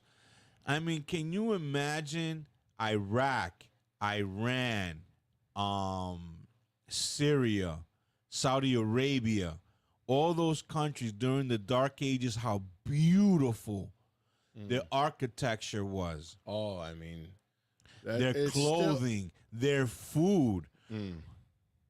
When the Europeans got there and they were like, what the fuck? This shit is good. What is this? Right. And they were like, well, this is paprika. You know, this is curry. They were like, what? All we know is fucking barely salt and pepper. So they kept it in-house and they were thriving. Right. So we could have been this. I believe when you see the Jetsons and these cartoons in the early 60s and early 70s, right, where you would see the future, and it was amazing, you know, the American home in the future and all these technological advances, everybody was thriving. They were not banking that we were going to sell we were going to export all of our companies to China. No, they weren't. And be in debt to them. No. We would be fucking thriving. We would have the world by the nuts if we didn't export everything. But yet we did. So I digress. This shit, to me, what America has done with China just does not make it doesn't make sense to me, because I'm the maggot. I'm just a maggot, you know, compared to the politicians that are building fucking homes that 2-3 families could live in. Right. In the best areas. You know, it's been like that for millennia, because if you look at the senators back in the Roman time, they had the best parcels of land. So things haven't changed much. But man, we as a people, we complain so much. Oh, the money. Oh, inflation. Oh, we cannot have the American dreams because the houses are so expensive. Dude, the reason that this is happening is because we're complacent when we ship everything. Yeah. Everything to India, everything to China. How can we stay strong? Right. It just doesn't make sense. No. Maybe one day, if somebody, you know, our signal hits somebody that can enlighten me how this makes sense, come on the show and make it make sense for me. Because to me, you know, this not inflation. Well, yeah, this inflation that we have. We're at one number right now. Oh, let's see, the debt clock or the inflation? Well, both. All right, so let's see. The debt clock. Let's see what we're at. U.S. National Real-Time Debt Clock. It's a scary clock to look at. I'll tell you that. Let's see here. Oh my God, the national debt is 2 nuts, an arm, 3 pinkies, a kidney, and a liver. Even more than that, because it's $34 trillion. I don't think $34 trillion is going to cover, or your nuts, or I don't think it's going to cover. So you got $34 trillion is our debt, and our income is $28 trillion. So there's a huge discrepancy between the two. But then if you look at our total, right, U.S. debt, it's $101 trillion. So the gap between 101 trillion and 28, how the hell are we going to pay this? How the hell are we going to pay this? We don't make now this national debt, right, at $101 trillion, right? Remember, math is not my forte. Okay. Would you say that national debt, that what I am talking about, exporting our companies to China and India, does that contribute to that number? To be honest, I don't think so. Because our national, what this is including is the debt that we owe to countries, the debt that we owe to companies, the debt that we owe to anybody that has a U.S. Treasury bond. All this debt is. So my question would be, let's say we never let our tax, because we're in Western Massachusetts, right? Mm-hmm. This part of Massachusetts was thriving. Companies, you can take a stroll down Holyoke, down Chicopee, downtown Springfield, and you see these huge mansions. Right? That was when,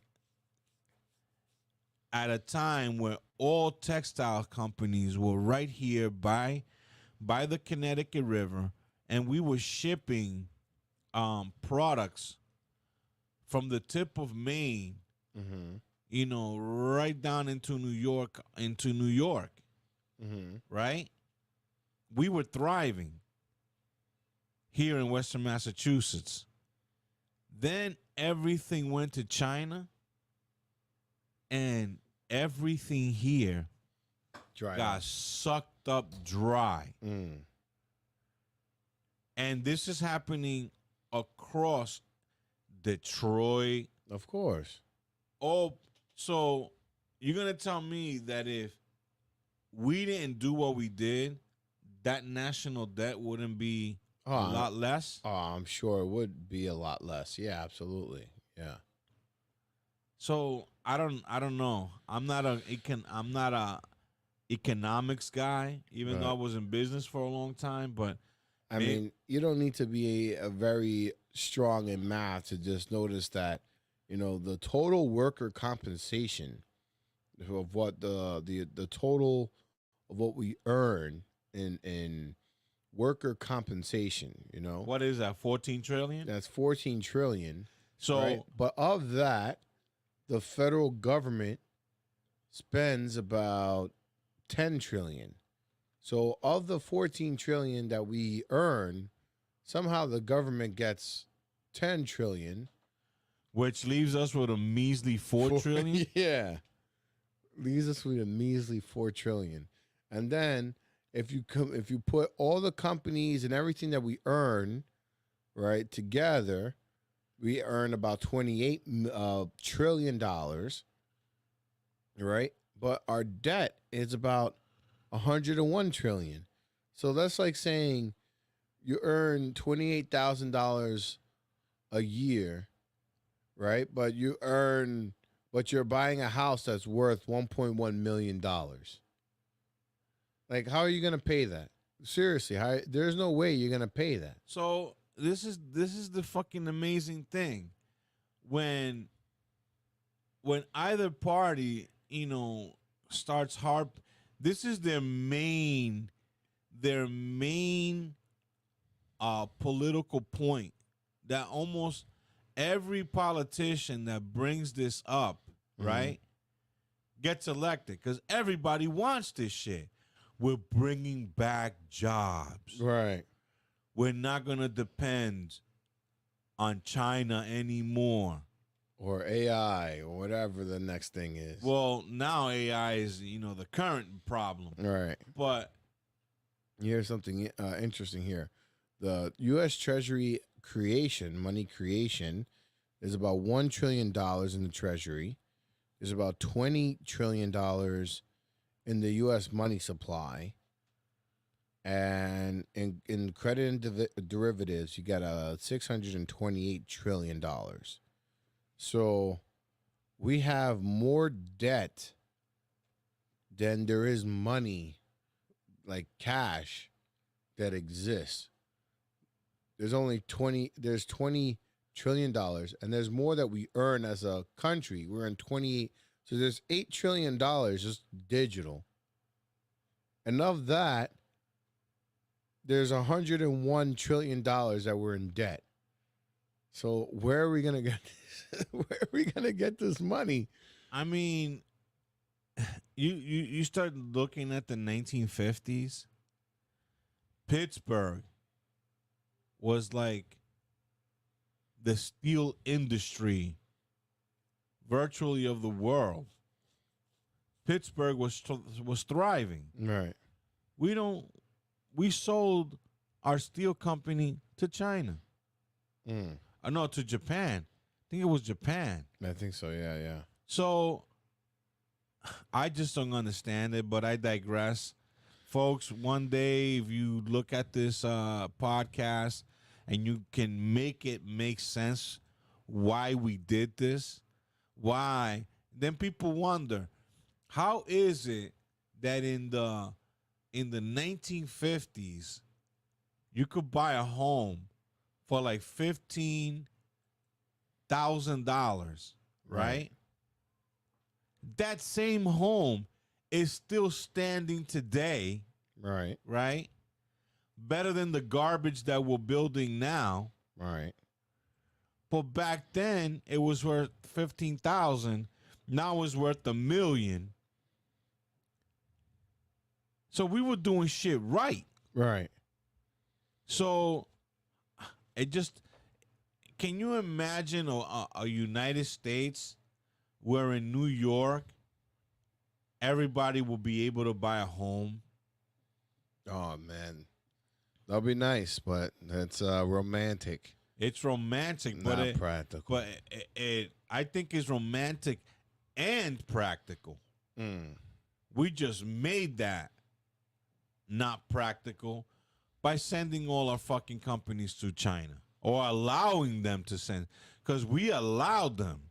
Right. We could have said, oh, you want to go to China and pay, dirt cheap and do sweatshops and do whatever the fuck you want over there, and you want to make that in dollars here? No, if you want to continue as an American company, right, you stay right here. Right. You pay our citizens what they're worth.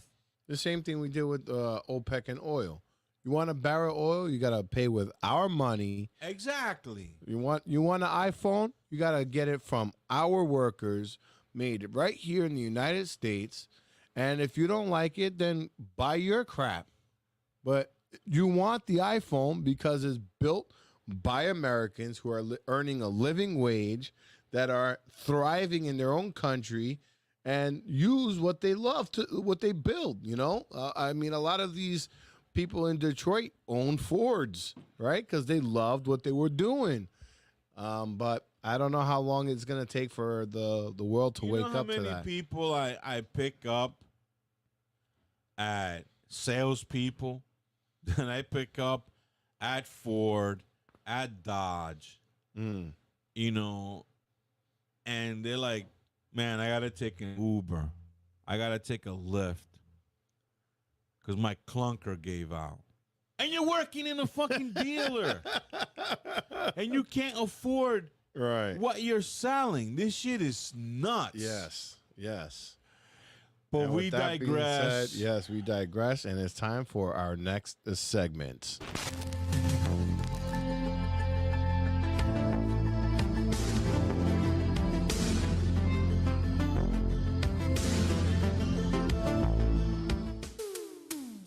Welcome to the AM/PM game show where Pablo and Anesto Morado attempt to determine what is going on in a video found online. Using only their ears and their third eye, the host will make a guess on what is going on. If the host gets guesses correctly, they receive $20,000 of a fiat currency that no longer exists. So what do you say, folks? Shall we play a game? Yes. Welcome to the AM/PM show where you try to discern through audio what is going on that clip.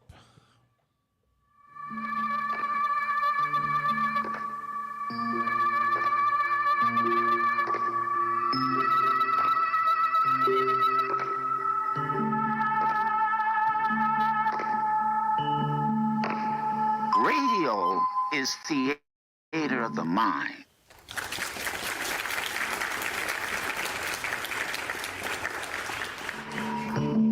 Radio is theater of the mind.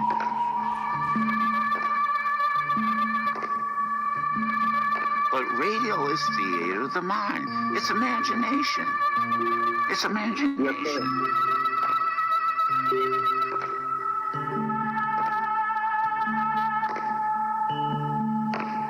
Radio is theater of the mind. All right.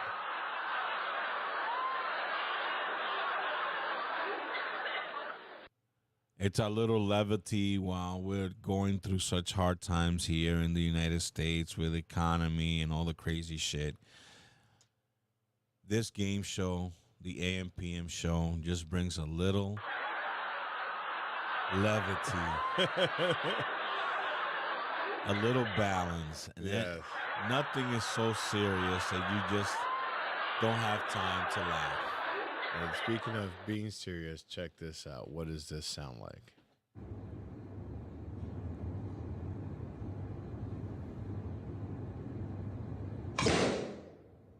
Hey, people.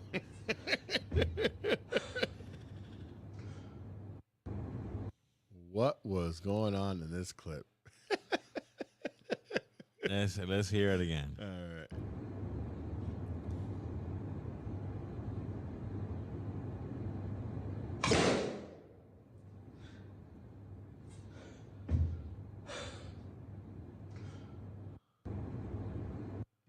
One more time.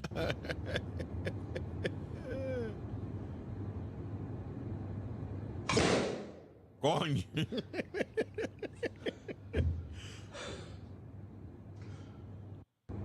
What is going on in this clip? Either somebody was running and crashed into something, or they were like stretching something. Want to hear it one more time? And it snapped.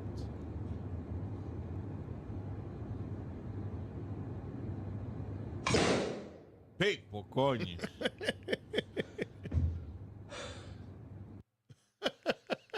Or he was driving and he just ran something over or hit something. So what's your final guess here? I'm gonna say he was driving and he hit. Maybe he was doing something with his cell phone, or he got distracted and he smacked into something. Is that your final answer? Yes. All right, folks. Now, remember, if you're listening to us live right now, which I do see that there's a few people listening to us live, so we know who you are, you can get yourself a free gift from one of us if you happen to just put in a guess and it turns out to be correct. So if you guess what's going on and it is correct, you do get a free gift from one of us. Costs nothing to put your guesses in. So since we got nothing in right now, I'm going to go ahead and play the clip. You ready? I'm ready. All right, here we go. All right. Oh, Christ. All right, let's see here. Hold on. Let me put this up on Boy, stage. was I off. Hold on, let's put this up on stage. How the hell was I going to get this? Well, here we go. Here we go. What is going on in this clip?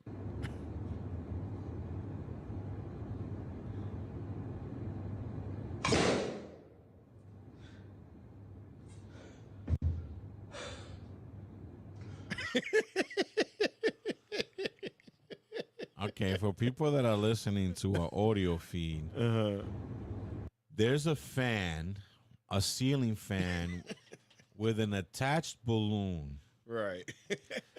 Then there's this Asian fellow. Right.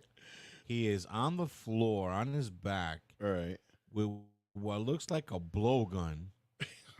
or blow darts or something. Yeah, like a blowgun. He has it in his anus. And what he is trying to achieve is blowing a dart out of his ass. Well, blowing a fart through the blowgun so it could shoot a dart and blow up the balloon on the ceiling fan. And he achieves it. People corny. That's a strong ass fucking fart. I'll give you that. And with that, unfortunately, you get a. Did somebody put that in? Jesus Christ, that's Jason Bourne. It says, "Nice that you use your powers for good and not evil." It's the breath after for me. Okay. Bro is training for a war we can't even comprehend.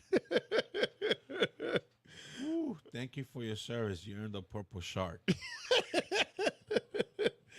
Yeah, so some people have, I mean, where do you get this? How do you figure out that you have this talent?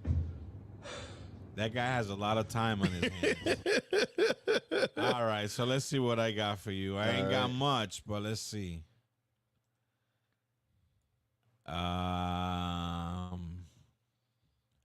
Okay, for a little levity. Let's see what we got here as it's populating. Ready? Yeah, I'm ready. What is going on in this clip?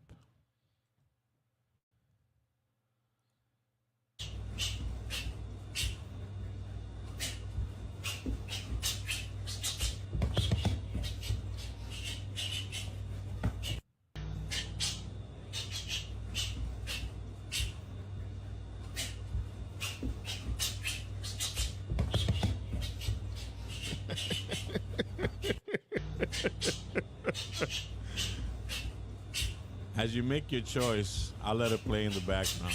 So to me, what it sounds like a clip I've seen before, but I'm not entirely sure. It sounds like I've seen these viral clips where they're two hands fighting each other and they look like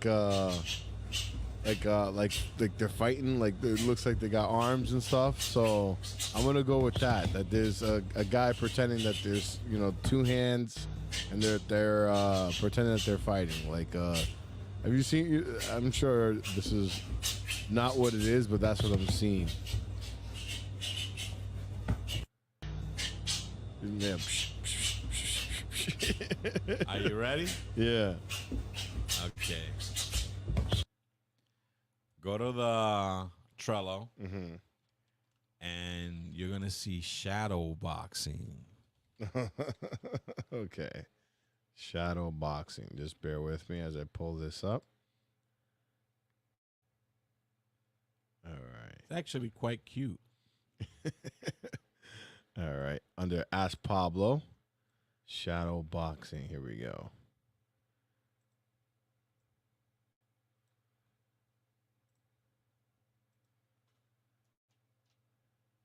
Oh, that's that's not fair. That's foul. All right, here we go. Quite cute. Oh, that's.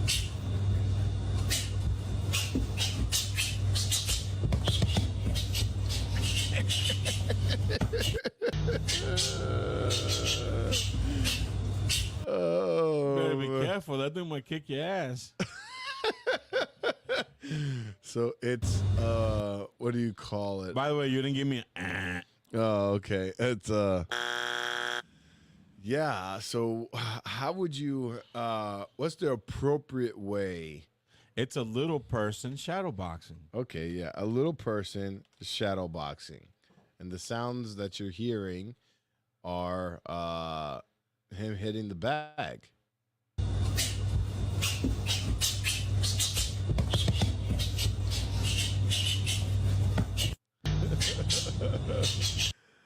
Yeah. I mean, that guy rivals Joe Rogan's kick. All right. So, what is going on in this clip? Let's see. I need a better tool.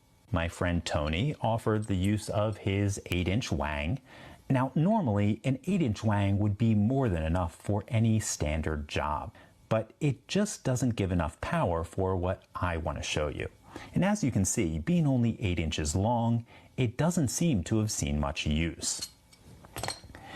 Moving up in size, I was offered this 14-inch Johnson by my friend Rob. Now, it might be long enough, but you'll notice this bend at the head of the tool. And I'm told it can be awkward or even uncomfortable. Because of that, I tend to avoid bent Johnsons. My friend Nick offered the use of his 4-inch long King Dick. Now, I think we all know that 4 inches isn't really enough to get the job done. I tried to tactfully tell Nick, and he was quick to point out that if you play with it, it does get a bit longer. I too have a King Dick, and it might be perfect for the job. My King Dick, however, is a full 36 inches long, but I've never shown my King Dick on video or publicly, so I feel obligated to issue a few words of caution. If you carelessly swing around a 36-inch King Dick, you can do a lot of damage. It seems... What the hell is he talking about? What is he talking about? When he was saying Wang, I thought maybe it was a pedal, like for a guitar. But if you swinging around a 36-inch Wang. Well, as you're thinking on that, this is what I was envisioning in your last clip, so that people don't think I'm like coming out of the nowhere with these ideas. This is what I thought it was. What do you want, White Ninja? To be the best, of course. I ran into your servant. He said, "You feared me not."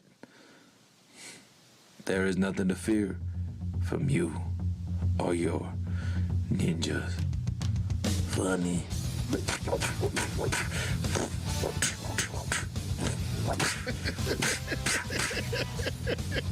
You are better than I remember.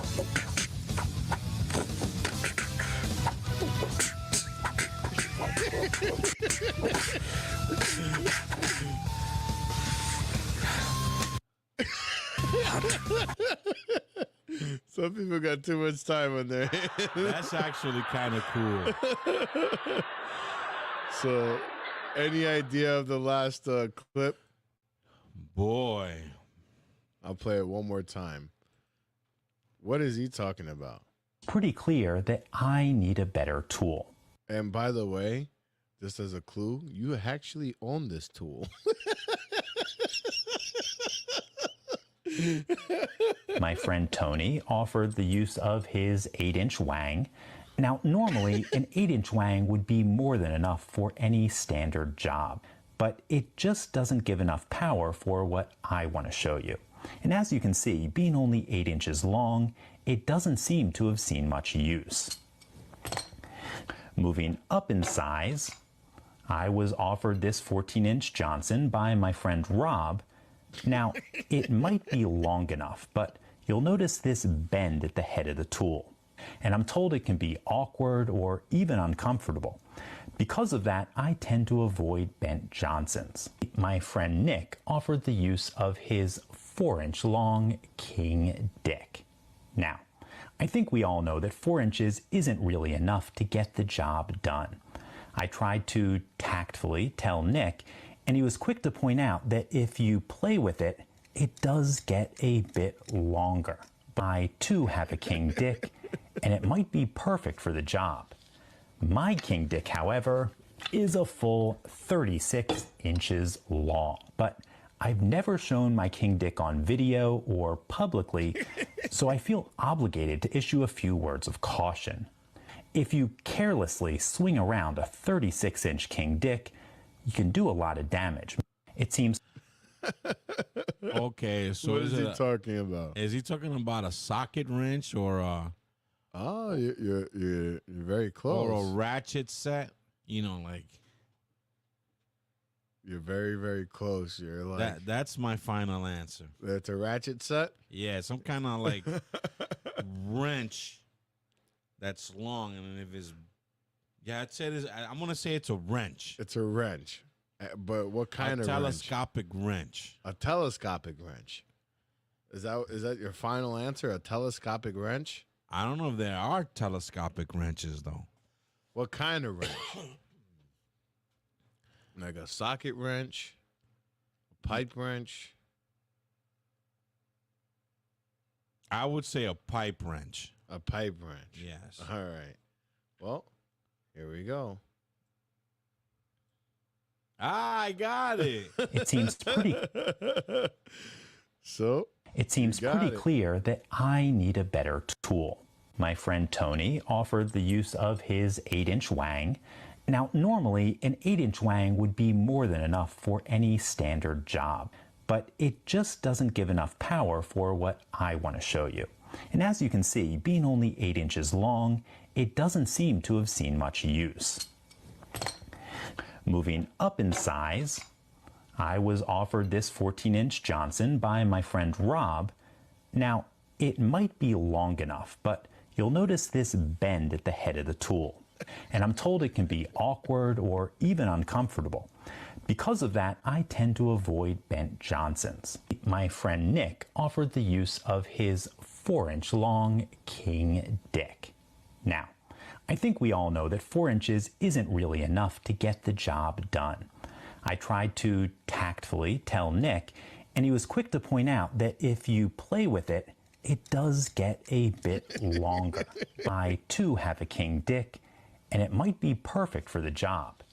My King Dick, however, is a full 36 inches long, but I've never shown my King Dick on video or publicly, so I feel obligated to issue a few words of caution. If you carelessly swing around a 36-inch King Dick, you can do a lot of damage. Well, you get yourself a... That was creative. That was very creative. All right, so here goes for my last chance. All right. All right, let's see. I'm gonna...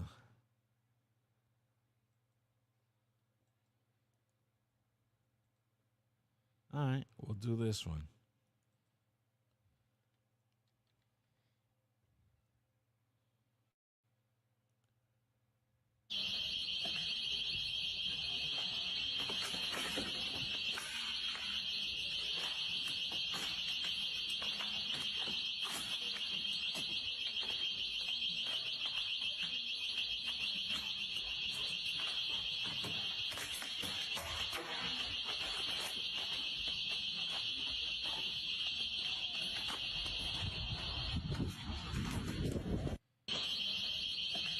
So what's going on in this clip?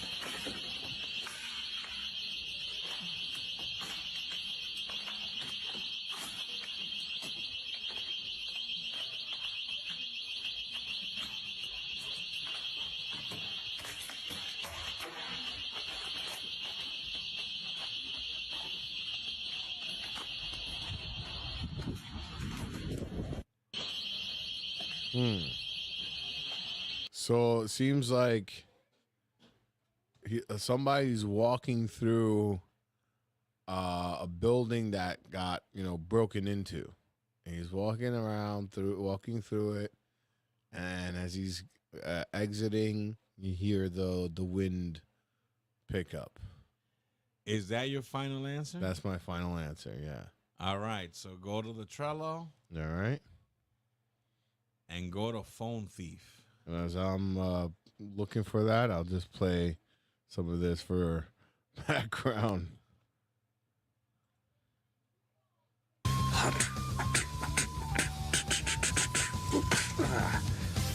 But still predictable. Predict this.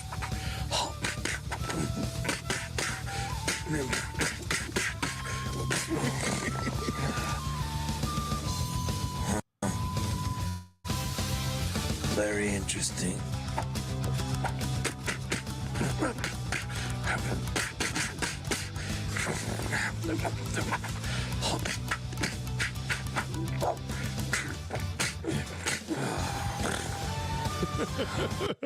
Very creative, isn't it? I could watch this all day long.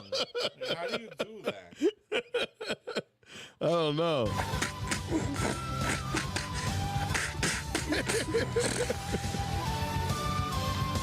Fair enough.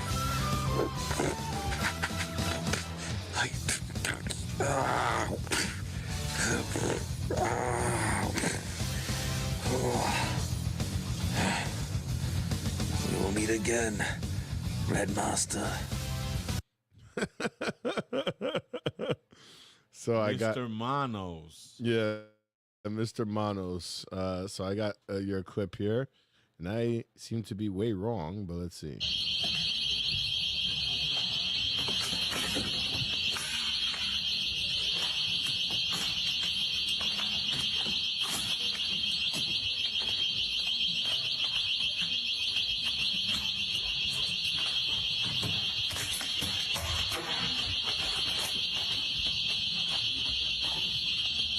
This dude can hardly walk with all that shit in his pants. Walks right by a cop. So I definitely get a. But your theater of the mind was working, because you did say there was a guy who broke in. Yeah, but wow, like, how does this guy get away with this? But my question is, what is he gonna do with those phones? Well, it says, bro chose to steal $0 worth of iPhones. Display phones don't work and are only there to show features and can't really be used. Plus, display phones have tracking features, so he's cooked. Yeah. He's got to be the dumbest fucking thief on the planet. So for the theater of the mind, there's a thief who's ripping out iPhones. He's going throughout the entire iPhone store and is ripping them, shoving them in their pants. They all have that connection that keeps it, so somebody can prevent somebody from stealing it. Right. But they still manage to find a way to rip it out of that and It's a steal. cord. It's a cord that attaches. Yeah, a cord, right. You rip the cord somehow. I mean, some security feature that cord does. I mean, if he's able to rip it that easy. But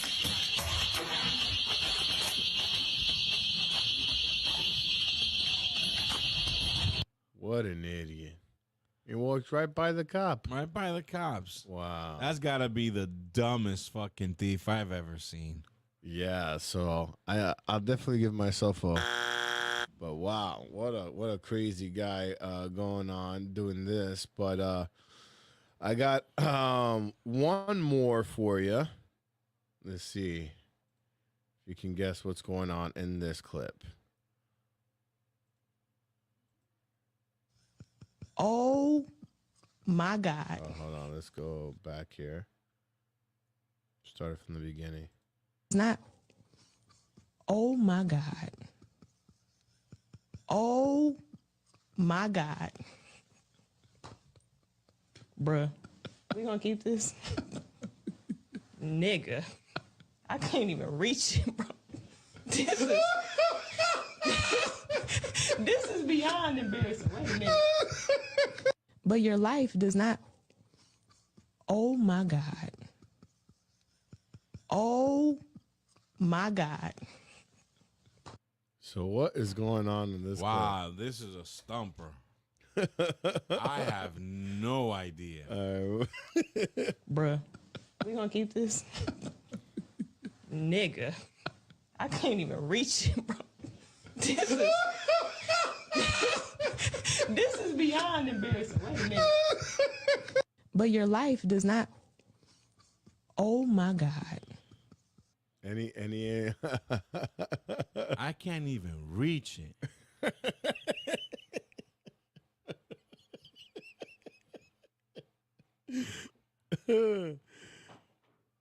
I don't know. Maybe there's something that's high up, and you can't. You put something high up that she can't reach. That's my guess. My God. That's your final answer, bruh. Let me hear. You gonna keep this? Nigga, I can't even reach it, bro. This is beyond embarrassing. Wait a minute. But your life does not. Oh my God. This is beyond embarrassing. So that's the beginning of the clip. She's talking, and then she goes, "Oh my God." Yeah, I guess that he put something up high. She can't reach it. That's your final answer? That's my final answer. All right, here we go, folks. Anybody else want to venture a guess? No guesses. Going once, going twice. All right, let's put it up on screen for everyone to see here.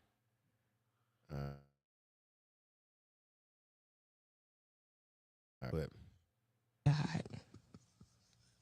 Oh my God.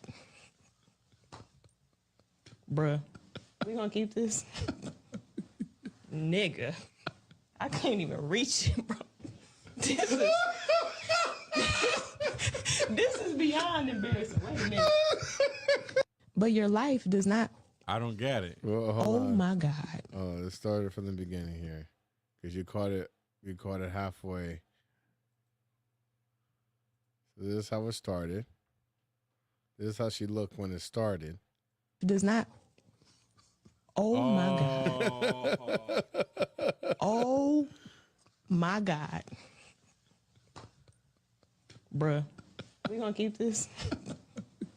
Nigga, I can't even reach it. Bro. Oh, okay. They played from the beginning.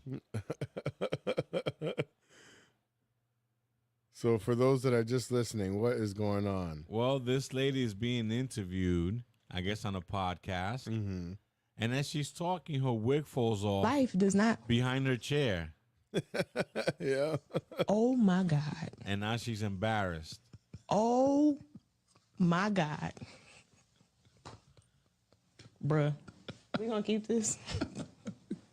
Nigga, I can't even reach it, bro. This is beyond embarrassing. Wait a minute. But your life does not. She's over here sporting her nice suit. Oh, God. Can I give you one more? Sure. This is a quick one. All right. All right, you ready? Yeah. All right.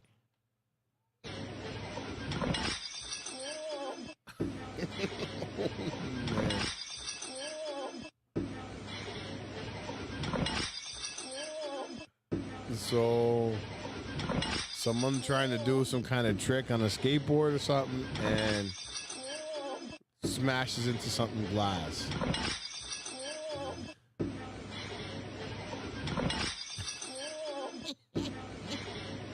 Yeah, that's my final answer.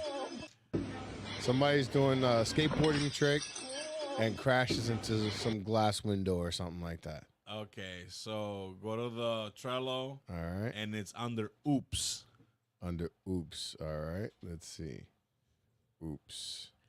It's a quick one. All right. If you blink, you miss it. All right. Let's see. Oh, I was way wrong. Oh, no. Oh, man.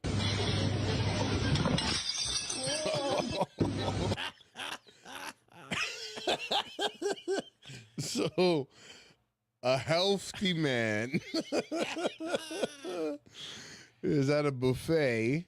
And he got his goodies. He's got a couple of couple of plates of goodies. And a couple of plates of food here, and he trips over himself because you can see this foot right there. He said, "Oh no!"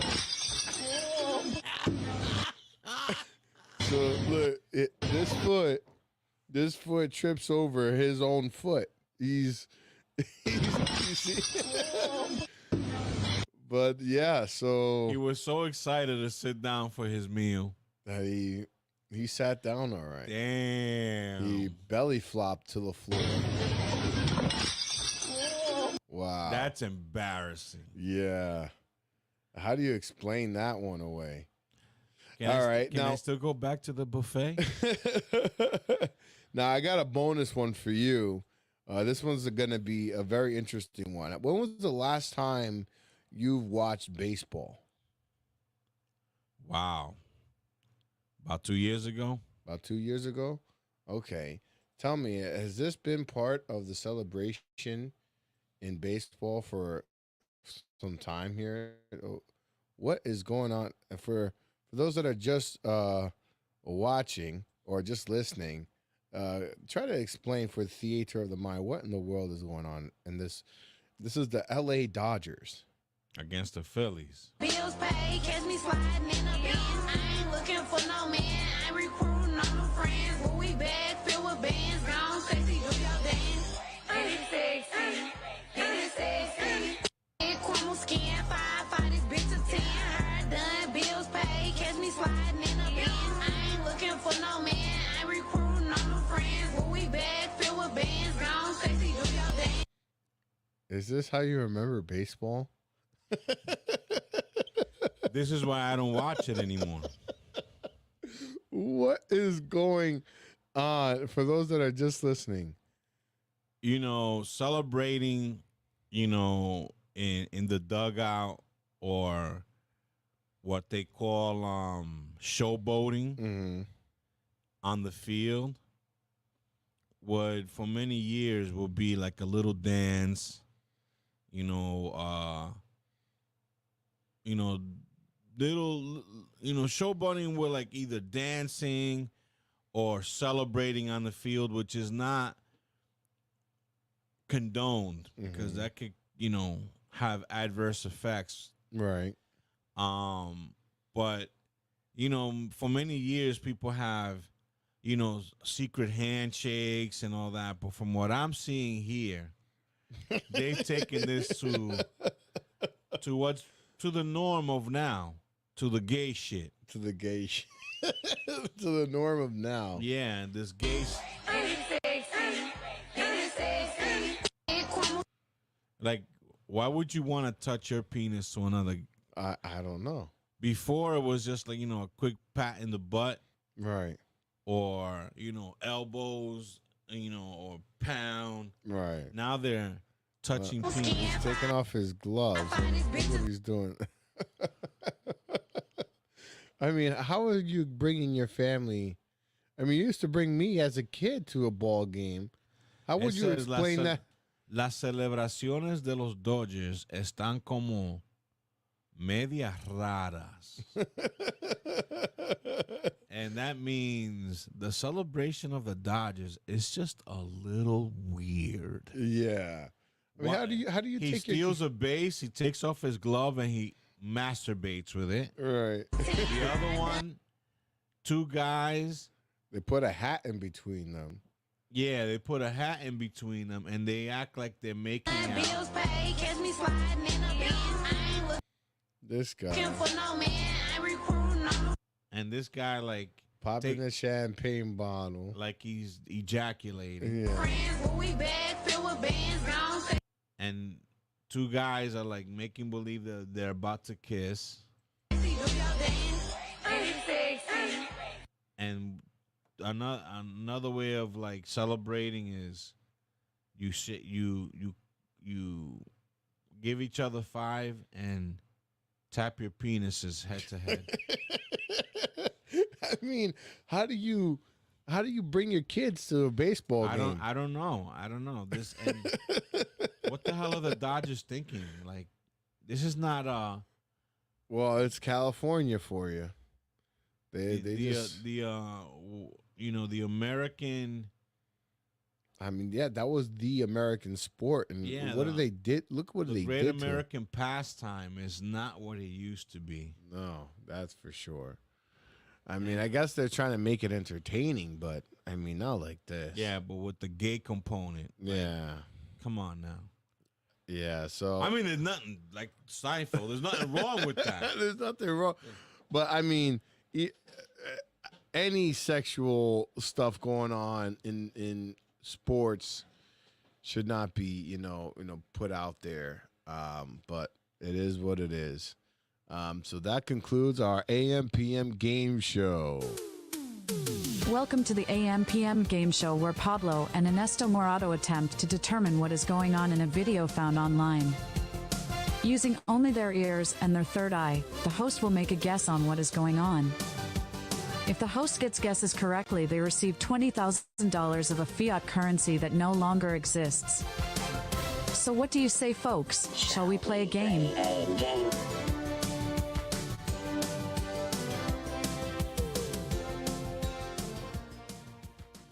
So, yeah, so we are now in the conspiracy segment. And what a conspiracy we got going on with Mr. Donald J. Trump being shot at. So, yeah, but before we unpack that, I think we should do a little bit of current events and what led to the shooting, which is how the Democrats have turned on Joe Biden. Yeah, so I have a lot of stuff on that. So let's bring some of this. I mean, let's be honest. The debate, even if the debate had not happened, everybody knows that Joe Biden is not fit for office. I mean, come on. I mean, yeah, so there was a lot of clips that I played in the beginning that, if you contrast how clear Donald Trump sounded in comparison to how Joe Biden sounds, it's like night and day. It's it's unreal that he's still in the office based on what I'm seeing and what I'm hearing. But here he is. So here's the presidential debate. Here's what happened. A little biggest moments of what happened during the debate here. This guy's an embarrassment. Years ago, I feel very good. I feel the same. But I was willing to take a cognitive test. And you know what? If I didn't do well, I aced him. Dr. Ronnie Jackson, who's a great guy when he was White House doctor. And then I took another one, a similar one. And one of them said they've never seen. Oh, I guess that was me. Hold on. My apologies. I thought that was you. Here we go. Right here in Atlanta, two presidents met on the debate stage at a moment of crossroads for our country. Both former President Trump and President Joe Biden presenting two very different visions for the future of our country. Let's get right to the biggest moments tonight. And we've got to start right here. Some voters have expressed concern about President Biden's age and his ability to keep focus. Tonight, at times, the president seemed to lose his train of thought, including in his answer early in the debate to a question about the economy. Much less tax, and companies were bringing back trillions. We'd be able to About his debt, we'd be able to help make sure that all those things we need to do, child care, elder care, making sure that we continue to strengthen our health care system, making sure that we're able to make every single solitary person eligible for what I've been able to do with the with the COVID, excuse me, with dealing with everything we have to do with, look, if we finally beat Medicare. But that was not always the tenor of the debate. There were also moments of high energy exchanges like this one, where Mr. Trump and Mr. Biden clashed over one of the biggest issues of this election, the future of abortion access after the Supreme Court's 2022 decision overturning Roe v. Wade.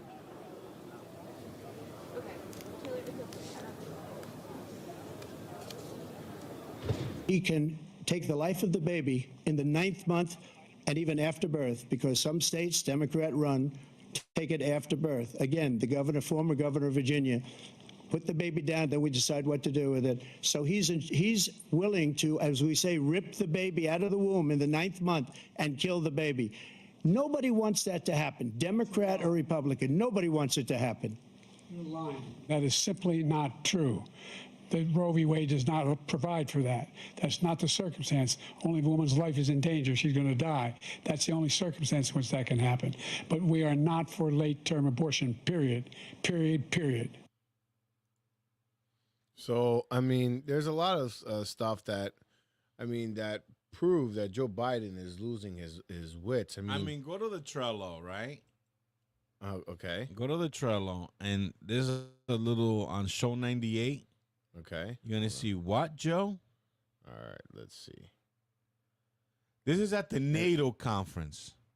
This is at NATO. Oh, that you're talking about, yeah, so I think we're on the same page. You're talking about this clip here, right? Hold on. Where he was bringing up banging this guy's wife. Yeah. Yeah, so here, I'll put this up on screen. Secretary General Stoltenberg, would you come forward? I like this because it gives a little context. You know, it shows. Cause does your clip have the context? No, no, no. All right, so.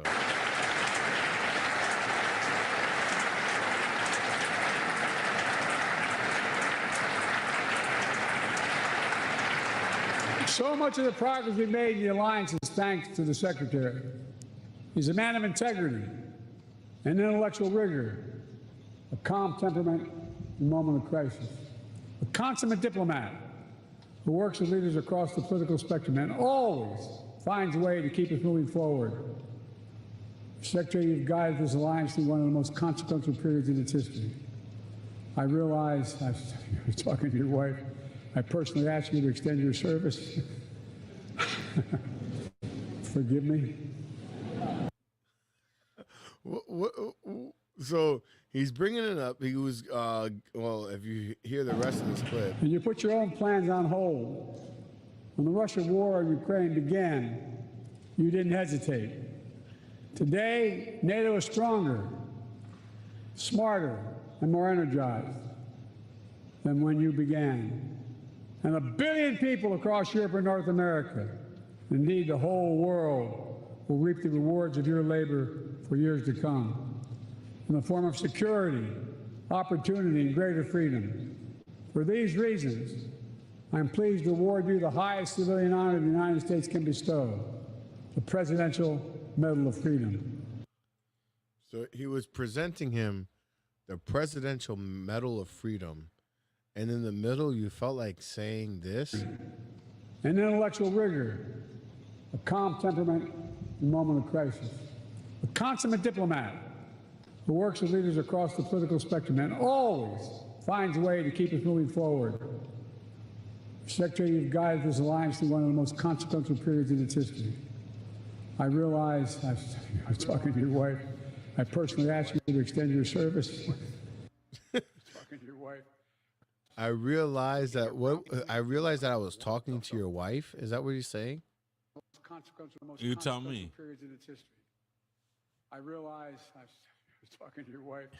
I personally ask you to extend your service. It sounds like he could be saying the F dash dash word, the mother of all. He said, "I realize I was fucking your wife." Ain't it could be I realized I was talking, but it came out fucking. I mean, but I mean, this guy's a joke. He's a freaking joke. I mean, why bring that up? I have no idea, but it's just a joke. This guy's disastrous. He slips up everywhere. Yo, he goes to the president of Ukraine. Mm-hmm. This, and that. This, and that. I want to present you the president of Ukraine. Everybody, President Putin. Yeah, that's right. Yeah, President Putin. I mean, we want to beat President Putin. I got Putin on my mind. Jesus Christ Almighty. I mean, who's gonna vote for this guy? I don't know. And You there's a want lot this- of. you I mean, want this guy apparently, in the White you know House? who? You know who? Apparently, this guy, Robert De Niro. You know, he endorses him, right?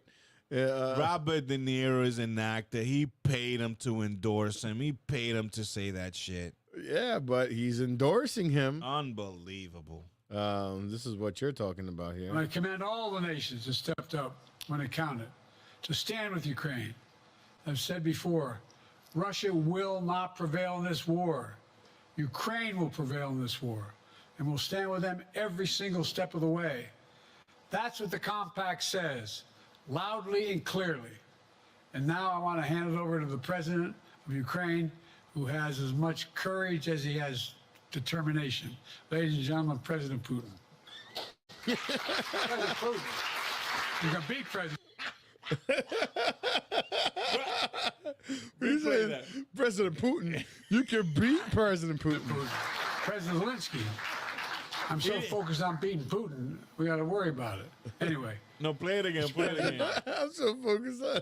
Oh my God. He doesn't even say his name right. Zelensky. Says loudly and clearly. And now I want to hand it over to the president of Ukraine, who has as much courage as he has determination. Ladies and gentlemen, President Putin. President Putin. You can beat President Putin.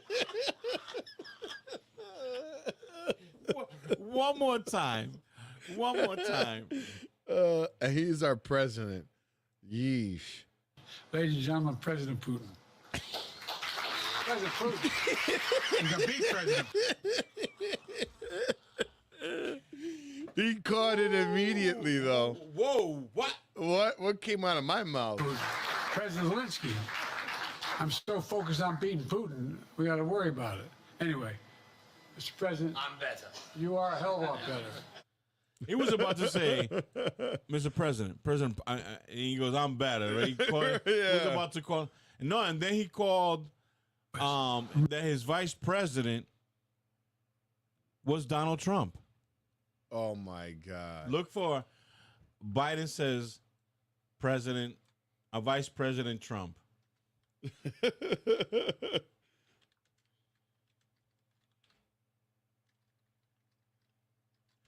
I mean, this is incredible, this president.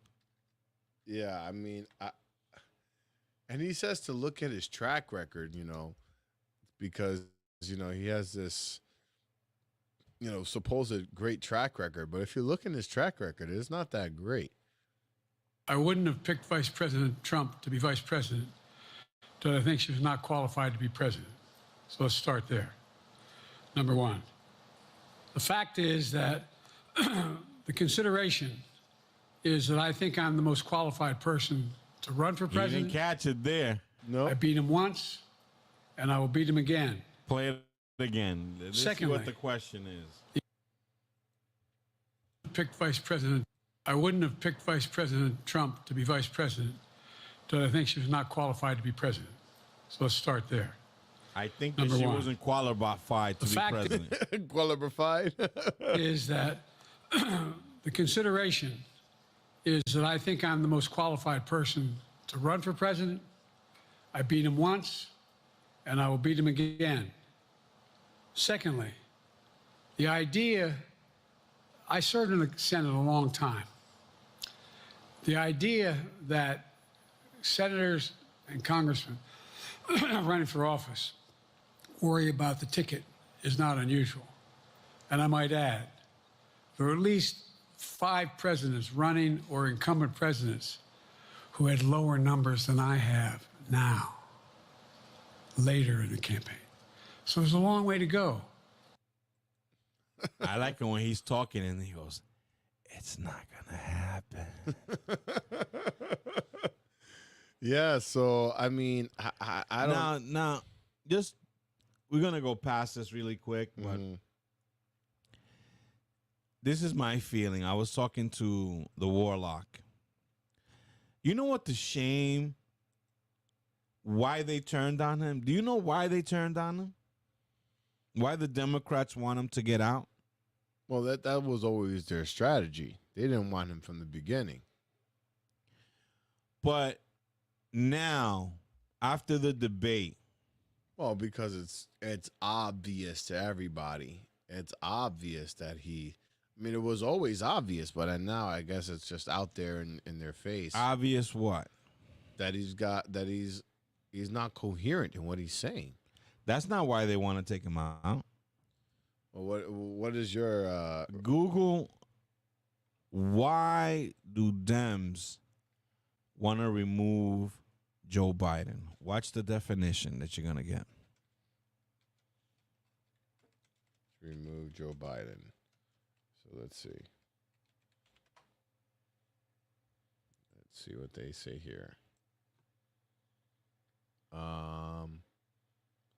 Let's see. Here are the Democratic lawmakers calling for Biden to step aside in 2024 race. A growing number of Democratic lawmakers have begun to call for President Biden to withdraw from the race in the wake of his debate performance last month.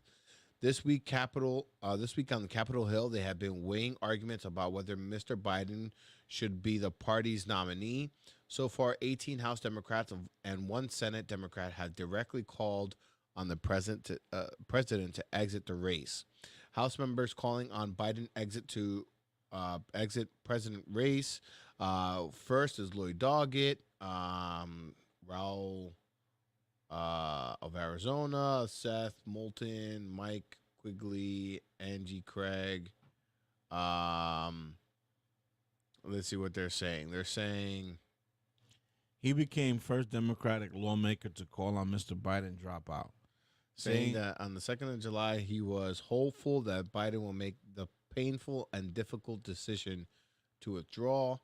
Another one, Raul of Arizona, needs to do his shoulder the responsibility for keeping the seat, and part of that responsibility is to get out of the race.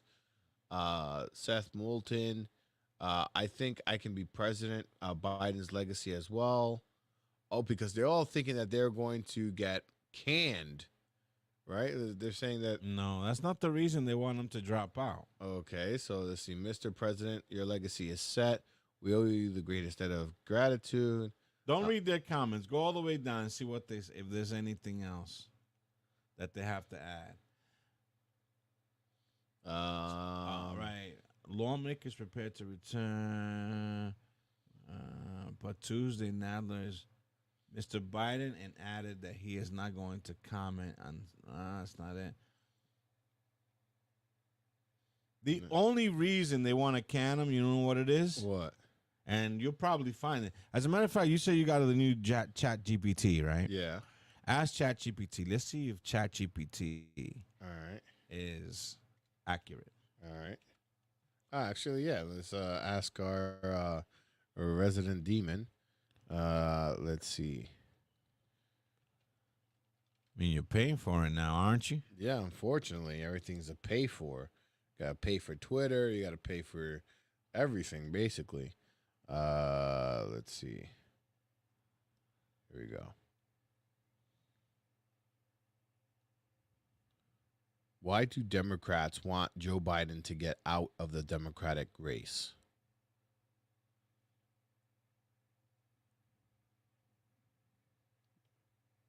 There is significant chatter about Joe Biden possibly withdrawing from the 2024 Democratic presidential race, particularly after a lackluster debate performance. Despite these calls, Biden and his team have made it clear he has no intention of stepping down. The White House emphasized his commitment to running, and Biden himself has stated he is in the race to the end. Some Democratic donors and lawmakers have expressed concerns, but Biden remains steadfast in his reelection campaign. Is there any stated reason as to why they want Biden to step down?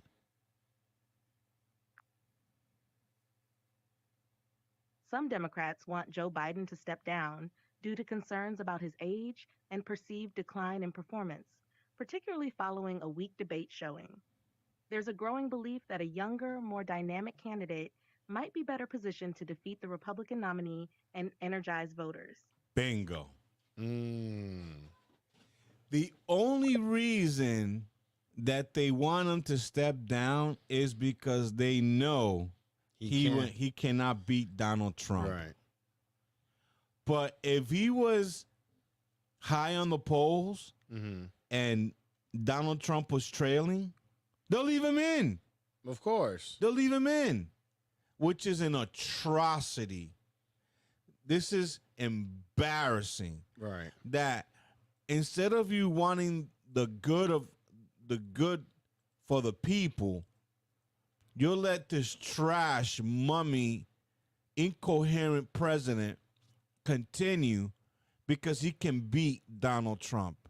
And instead of you saying, you know what, Mr. President, you're not fit for office. How can you sit down with Putin? How can you sit down with Zelensky? How can you sit down with Bibi Netanyahu and discuss important diplomacy?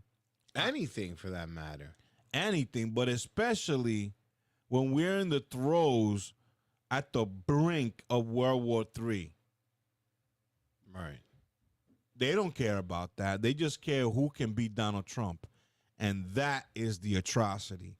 This is why the Democrats are garbage. But if you start to unpack it, the Republicans are the same. Right. They're just as bad. It's whoever gets in power. And right. And the people be damned. Right. And so it's a goddamn shame. And then have you heard about this whole, because to highlight, this guy's decline, have you heard of his whole Morning Joe interview? Have you heard about that? I heard that he called in, yeah. He's trying to take a page from Donald Trump, because that's what Donald Trump does. Right. He gets on the news. So check this out. Check this out before you play that clip. His excuses for having a lackluster performance at the debate. Excuse number one: I had just been traveling. I had jet lag. Right? But the last time he traveled was 14 days prior. So he needs 14 days to get rid of jet lag. Right? Number two, he had a cold. He wasn't feeling well. Oh, boy. So because you have a cold, and possibly he even thought he had COVID. Right. That affects him answering questions and getting confused. Right. Two. But the third one is the most ridiculous one of them all. The reason that he sounds incoherent, and the reason that he is perceived to the people as he's cognitively impaired is because of the Russians. Oh my God. Is that's the third real excuse? Yeah, the Russians are planting videos that are fake. Wow. That's crazy. That's what they got to stoop down to. Yeah, that's what they're stooping down to. Wow. The same thing with the shooting with Donald Trump. They're saying that what led this guy to shoot Donald Trump was the manipulations of the Russians and the Chinese. They're manipulating, you know, by way of fake videos and all that, inciting violence. Come on. Oh my God. Well, so here's the Morning Joe, but you know, a lot of like what he refers to is, you know, look at you know, my legacy. Look at what I've done. You know, don't judge me on what has my he age. Done? You know, judge me on what I've done. What has he done? And that's the thing. I nothing good. Nothing good. One of the feathers on his cap is that he reduced the price of insulin to like, I think it was You're like watching $15 or $50 or $15 or something like that. Mm-hmm. Donald Trump started that, and he took credit for it. Right. So I mean, I go back to this one particular clip that we played on the podcast before. I'm looking to see if I can get it again. Hold on, because there's a clip.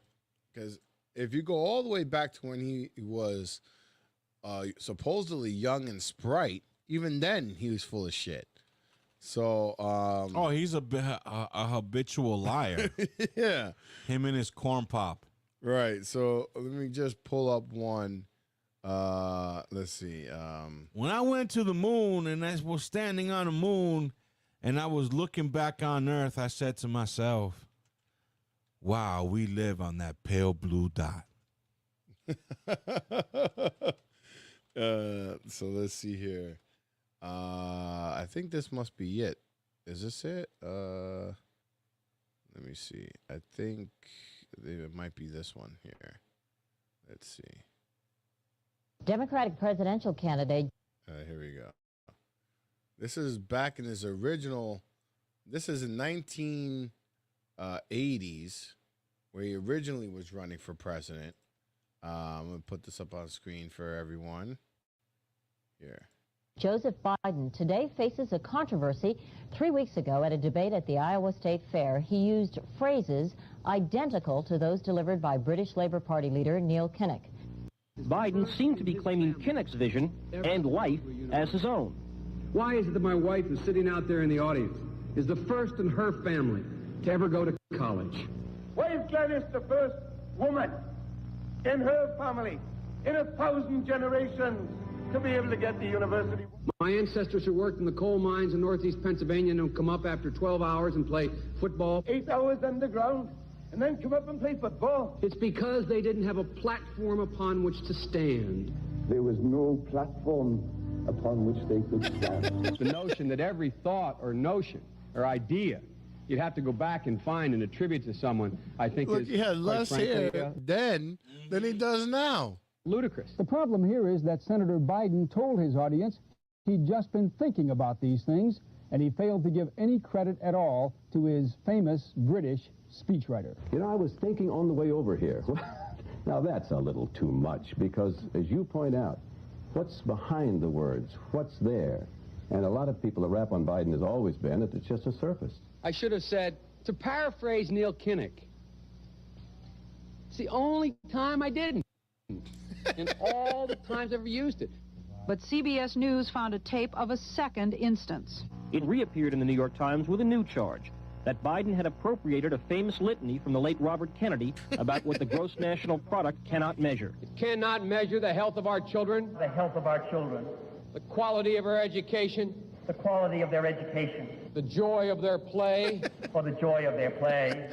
Biden gave Kennedy no credit. He has also quoted or paraphrased John Kennedy, Hubert Humphrey, and British. So he's a bona fide liar. Yeah, and a plagiarizer. And he says, look at my record. You know, these are the things that he points to. So here's his, here's another one. Here's another clip. Let me see if I pulled this one up. Here's another clip.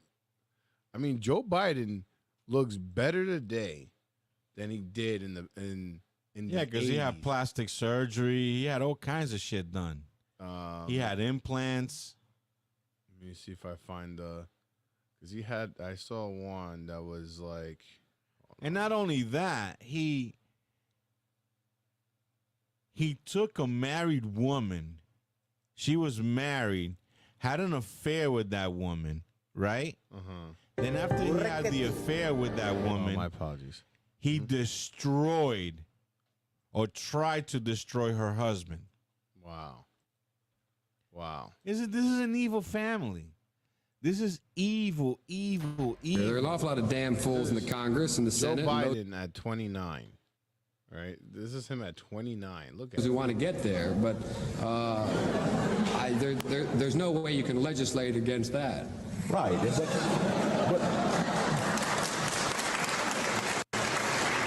But you think in the long run that the American people are going to put up with their money being squandered on all sorts of wild political notions? The question is, how long is the American public going to put up with a small group of men and organizations determining the political process by deciding who can run and who can't run? But Senator, aren't you a living example? I am an anachronism. I'm a 29-year-old oddball. The only reason I was able to raise the money is I was able to have a national constituency to run for office. There are an awful lot of damn fools in the 1974. Wow. So I don't know, but let's here's the Morning Joe. I think this is what inside sealed the White his House, fate. we have a special guest joining us now, the 46th President of the United States and presumptive Democratic nominee Joe Biden, calling in to Morning Joe right now. Good morning, sir. Hey, Mika, I'm more than presumption. I'm going to be the Democratic nominee. There you go. Okay, well, Mr. President, that leads to the letter that we just received a few minutes ago. And I'm curious, there's a part of it where you talk about the fact that you got 14 million votes, 87% of the vote. It was an open process. You only had 3 people running against you. You have 3,900 delegates. And then you ask this question, do we now just say the process didn't matter, that the voters didn't have a say? I'm curious, is that an allusion also to Donald Trump and the fact that Democrats, you believe, may now be doing the same thing that Donald Trump tried to do in 2020, and that is overthrow the popular will of Democratic voters? Well, look, Joe, let me say it this way. The reason I've been on the road so much all over the country, and while Trump is riding around in a golf cart, filling out his golf cart before he even hits the ball. But anyway, he hadn't been anywhere in 10 days. What is he saying? He's filling out his golf cart even before he hits the ball? What does that mean? I have no idea. I've been all over the country, number one. And I've gone over the country for several reasons. One, to make sure my instinct was right about the party still wanting me to be the nominee. And all the data shows that the average Democrat out there who voted, the 14 million of them that voted for me, still want me to be the nominee, number one. Number two, the idea that Donald Trump has gained in any substantial way, has his argument to why he should be president is anywhere convincing than it was 2 weeks or 3 weeks ago. It's just not there. And we're just starting to focus on Trump. And look, I attended services, spoke to over 600 people at Mount Airy Church of God in Christ in Philly. I stopped by campaign field offices with John Fetterman and Madeline Dean, both strongly supporting me. The President and the First Lady, we spoke at a campaign ice cream social for AFSCME, Council 13 in Harrisburg. 40 minutes after we spoke. He had a campaign ice cream social. So, they ask him a bunch of questions here, but let's see here if we can scoot along. Weekends from here on. So we noted yesterday that it was quite a contrast to the people that were supporting you yesterday compared to, say, a lot of the Washington insiders and Hollywood moguls, and go down the list of very powerful people that want you out compared to the support that you had in Pennsylvania yesterday. That said, there are a lot of people of goodwill who love you, who believe you did a great job in your first term, who are still concerned. Yesterday, the topic came up of the Stephanopoulos interview, where you were asked the question, how would you feel if Donald Trump beat you? How would you feel after you lost? And you said, well, as long as I did the best I could do, that's the most important thing. That's caused Democrats concern, who believe that losing is not an option. What would you say to those who are concerned by that answer? It's not an option, and I've not lost. I haven't lost. I beat him last time. I'll beat him this time. And this is a guy who, look, we talk about debates. Look at his performance at debates. He lied over, Trump has 50 lies. Look, this is a guy who says 10% of the universe. Now, as this is MSNBC, right? Typically, MSNBC is on the Democrat side, right? Yeah, they're liberals. Right. But now look at these people's face as this guy's talking. Look at her face. Look at his performance at debates. He lied over, Trump has 50 lies. Look, this is a guy who says 10% She's of the swallowing. I don't want to get into it. He's just a liar. And he hadn't done a damn thing since the debate. He's been riding around in a golf cart for 10 days, was down in Mar-a-Lago talking with his wealthy friend. I'm not running because of these guys, Joe. I'm running because, and you know me well enough to know this from the very beginning, I ran because I never bought on to the trickle-down economic theory. I never bought into the notion that we have to walk away from the rest of the world and cave to Putin or anybody else. I've never believed any of that. And I'm confident that's what the American people are. So what I did was I went out and I wanted to make sure that there wasn't any slippage at all. And with the average voter, I don't care what the millionaires think. And by the way, 97% of all the people who contribute to us people make it under 200, contribute under $200. I think we have the largest contingent ever. What is he saying? Does anyone grasp what he's saying? Well, he's trying to say that say that a lot of people contributed, even in low amounts, even the less $200 a piece. I think that's true. And he raised a lot of money doing that. That's not the reason I'm running. I'm not running about what they think and what they care about. And by the way, you don't see a whole hell of a lot of them flocking to Trump. You don't see a whole lot of CEOs flocking to Trump. You don't see any. You see the major economists out there talking about what I have been able to do. I don't hear anybody talking about his economic plan likely to bring America around and keep America first. And by the way, here's Trump talking about all that he's done and Trump and his debate night. He's a pathological liar. He lied about Roe. He refused to accept the outcome of the election. He refused to condemn January 6th. And he says, they claim, he spoke with Putin before he invaded. What the hell are we doing, Joe? What are we doing? This is bizarre. Yeah. It's a good question. I have a few questions, Mr. President, and I know you know where I stand. And yet, I have a few questions. First, it's very simple. How can you assure the American people that you won't have another night like the one you did in Atlanta? Look at my career. I've not had many of those nights. It was a terrible night, and I really regret it happened. But the fact of the matter is, how can you assure you're going to be on faith that can intervene on your way to go to, work tomorrow? Age wasn't, the idea I'm too old.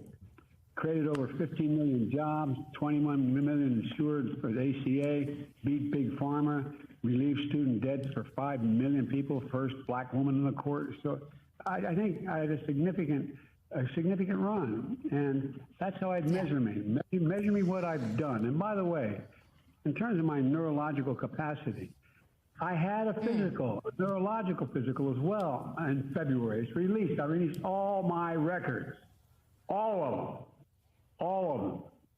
And I have a neurological test every single day. Try sitting behind this desk and making these decisions.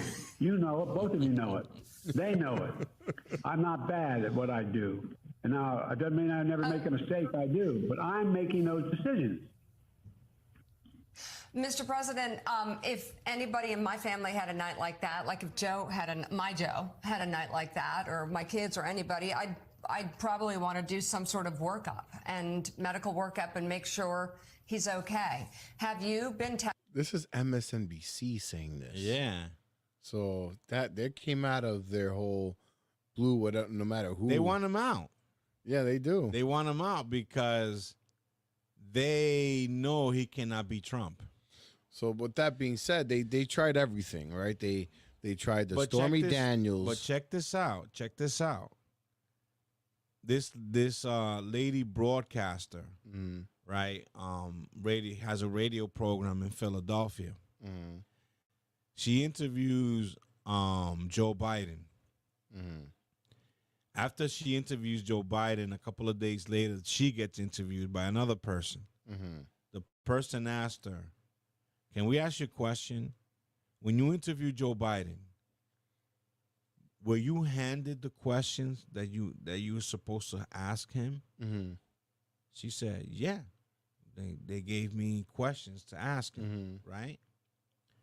Then they asked her, "Did you ask the questions that they wanted you to ask?" She said, "Yeah, I did." Right. Then the very next day, she got canned. She got fired. Yeah, I heard of this. She got fired. Yeah, she got canned for telling the truth. And I was listening. I heard of this through the No Agenda podcast, and what this guy Adam Curry was saying. He was like, him being a radio DJ for as long as he's actually been in those kinds of rooms. Right. He was in the industry. Right. He was in the industry, and he said that there was a interview, quote unquote, that he supposedly had with, I believe it was Madonna or something like that, where Madonna, they gave her all the questions, she recorded it, sent that over to him, and he's acting as if she's live in studio, but it's a recording. Right. That happens a lot. And that kind of stuff, he knows what she's going to say, right? He's taking pauses, knowing exactly when she's going to talk and when she's not going to talk. And that he says that's ubiquitous throughout all radio. Yeah.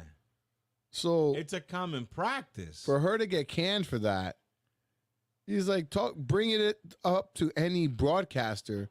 That's what they all do, except they just don't be upfront about it. And what the media and what these people are told is, don't diminish Joe Biden's cognitive skills, because if you're saying that he's handed the questions, that means that Joe Biden has a rehearsed answer. Right. So they canned it for it, for telling the truth. For telling the truth. So, yeah, what's going on is going to be very, very interesting. So that all leads up to, you had the presidential debate that was a debacle for Biden. Then you have this Morning Joe and every subsequent, interviews afterwards. And now you have big Hollywood moguls and investors like George Clooney. Yeah. That are they want to retract their donations. Yeah. I mean, since when did Hollywood have so much pull over I think they always have, but it's more evident now. I mean, that's news to me. I mean, I never thought that somebody like George Clooney was a big political player in this. Yeah, I mean, George Clooney is, I don't know why, because to me, he's not that, that great of an actor. I mean, I could name you several actors that I believe is better than him.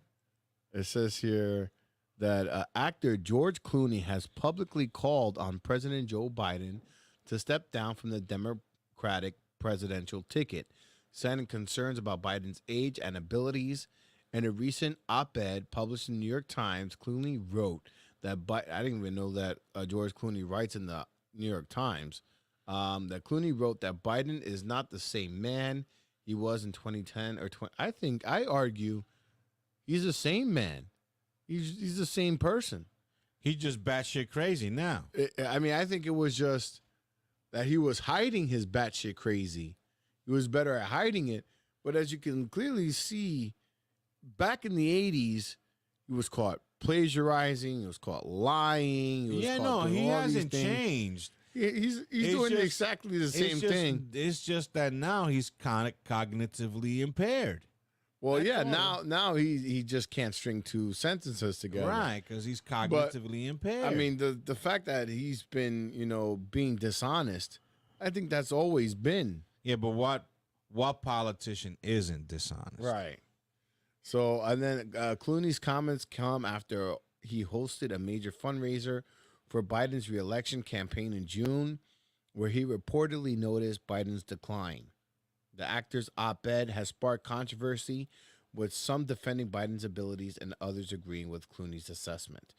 So is Clooney at odds with De Niro? I mean, are they on the same page here? Or, I mean... That's a good question, because I haven't seen any comments from De Niro in reference to him stepping down. It seemed like De Niro needed that dinero. So, yeah. I mean, I don't know, but... the Democrat party is in a panic right now because their main guy is basically cooked, and now they know that Kamala Harris ain't gonna be much better. She has just as many. But they gaps. have a problem. They can't usurp her. They cannot just say, you know what, you're not going to be president. Right. Right. So they're in a very big pickle. Because what I'm hearing is what they want to do is somehow have Biden bow out and have Michelle Obama get put in there. Oh. How they gonna put Michelle Obama over? No, and this is another thing. This is huge when now Barack Obama has come out of the hole he's been. Now he's commenting. Now he's pushing Biden to quit and to bow down, telling him your legacy will be intact and all this stuff. What hole was he in? That same hole where he said, I wouldn't mind having a little thing in my ear. And yeah. That's where he was. He's been running the show. Yeah, so I don't know. I don't know what's... But we are in hour 3. And we have half an hour left, and we want to unpack what happened, because I have a lot to say on what happened to Mr. Trump and getting shot, the assassination attempt. Yes. So, we have a lot on what happened on that as well. So we got 25 minutes to unpack that. All right. So let's pull this up here. Let me see here. And before you unpack that, let's do Morgan Freeman. I need a personal break. I need a personal break. But really quickly, before we take this personal break, because we also like to bring some New York stories here as well. So to switch it up really quickly, there's a quick story I wanted to ask you. I wanted to get your opinion on this, right? Because it's been hot recently. Would you agree that it's been pretty hot in the last couple of weeks? With a closer look. I mean, it is summer. All right, so the city released its annual report on heat-related deaths, and it shows black New Yorkers are more likely to die from the heat at rates 2 times higher than whites. CBS 2's Jennifer Bisram is in St. Albans, Queens tonight with a closer look at the disparities in the data. So they're saying now that black New Yorkers are more likely to die from the heat than white New Yorkers. Now, does that make any sense?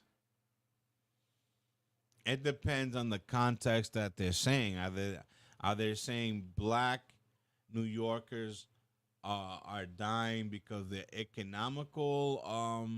They can't afford air conditioners, thus their homes are hot, or they're more susceptible to heat while they're outside because of the melanin of their skin. Well, I'm just thinking, look at Africa, right? You have the freaking Sahara Desert in Africa. It's so hot in Africa that the rocks they skip. Right. They bounce. Right. So but they live but Taj Mahal. And Africans are black, aren't they? Yeah.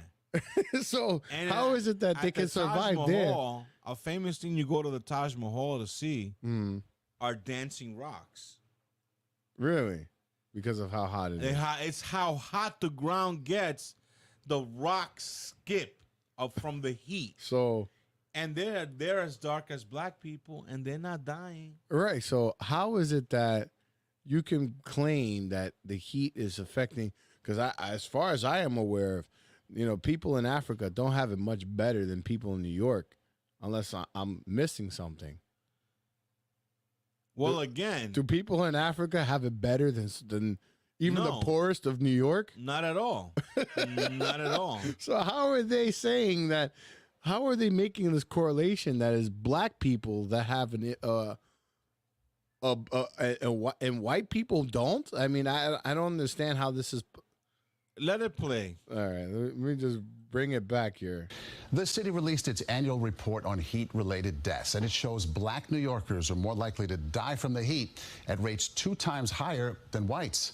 CBS 2's Jennifer Bisram is in St. Albans, Queens tonight with a closer look at the disparities in the data.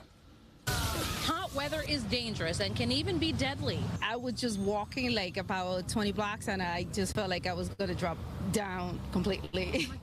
According to the New York City Health Department, the risk of death from heat is unfairly distributed across New York City neighborhoods. Every summer, 350 New Yorkers die from the heat. It's pretty sad that a lot of people have to go through this. Of course, if you have less access to things that can cool you down, of course, that's like an issue. The city's health-related mortality report recently released revealed black people die of heat-related illnesses at a disproportionately high rate due to economic and social disparities, meaning neighborhoods with predominantly black residents are greatly impacted by hot temperatures. That seems like a class issue, not really than a race issue. It seems like it's affected.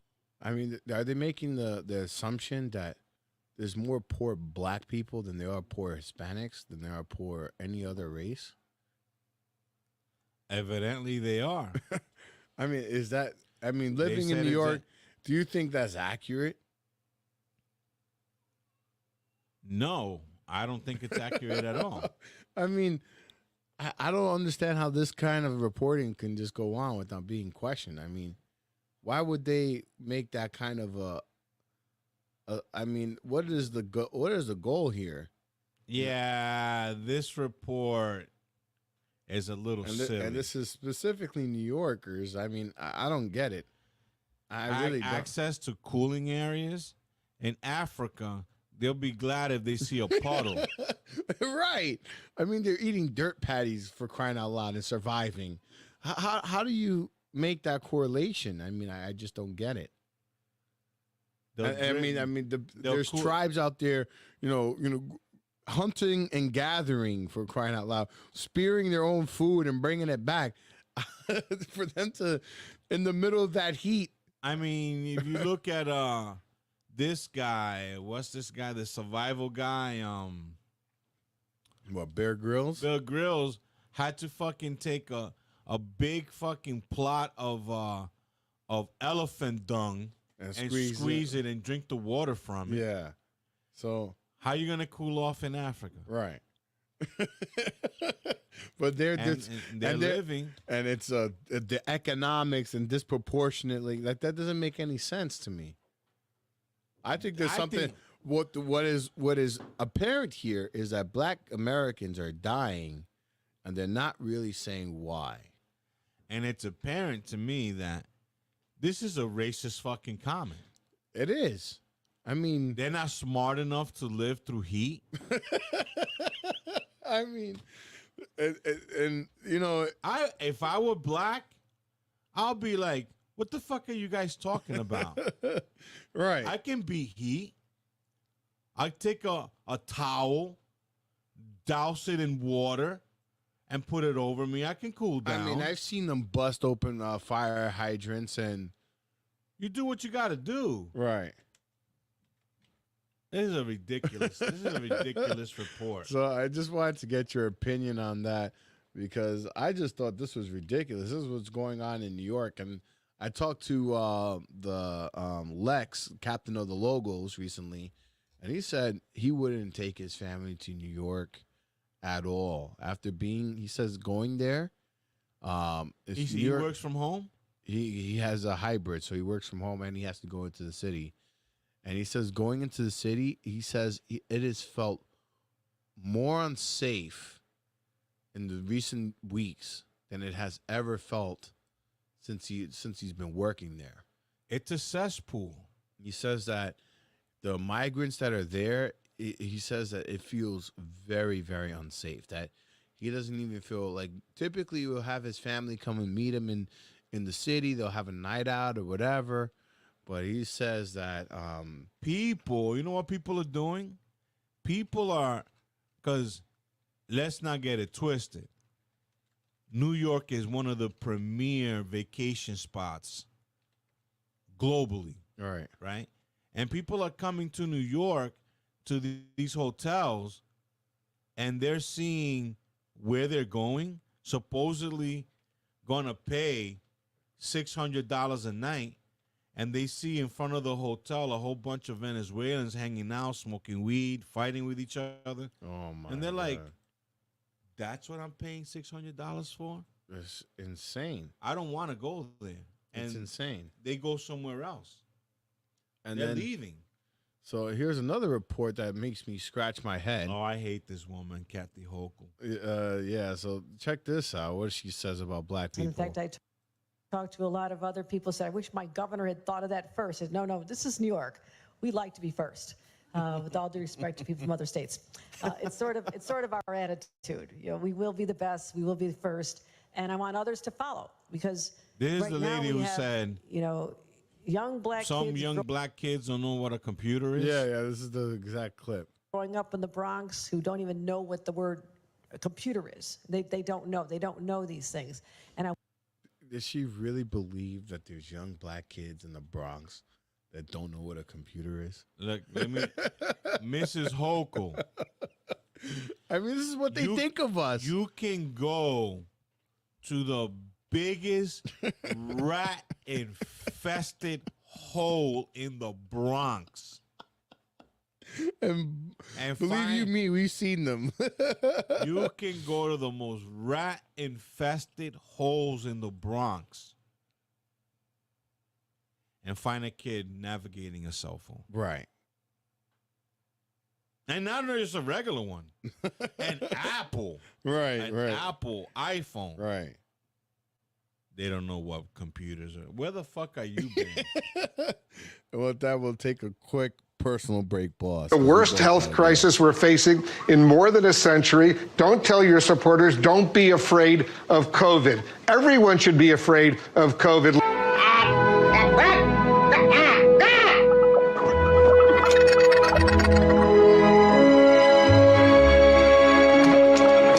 Don't tell your supporters, don't be afraid of COVID. Everyone should be afraid of COVID. Everyone should be afraid of COVID. I came in peace. I just want to say they gave me Regeneron. We have hundreds of thousands of doses that are just about ready. And if you're in the hospital and you're feeling really bad, we're going to work it so that you get them and you're going to get them free. And especially if you're a senior, we're going to get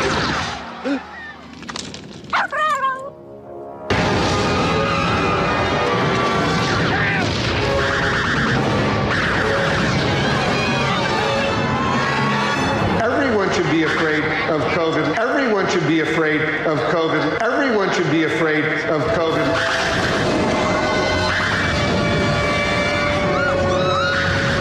Is there no one who can tell them don't do this? Now, please welcome the 46th President of the United States. Hold on, folks. Let me put this up on screen for you. Now, please welcome the 46th President of the United States, Joe Biden. And please welcome the 45th President of the United States, Donald Trump. Well, it's about time. Here's the deal. Number one, the ability for the. But here's the deal. Number two, we finally beat Medicare. Was ready to beat Medicare, beat it to death. Number three, in addition to that, we find that the impact on the. But here's the deal.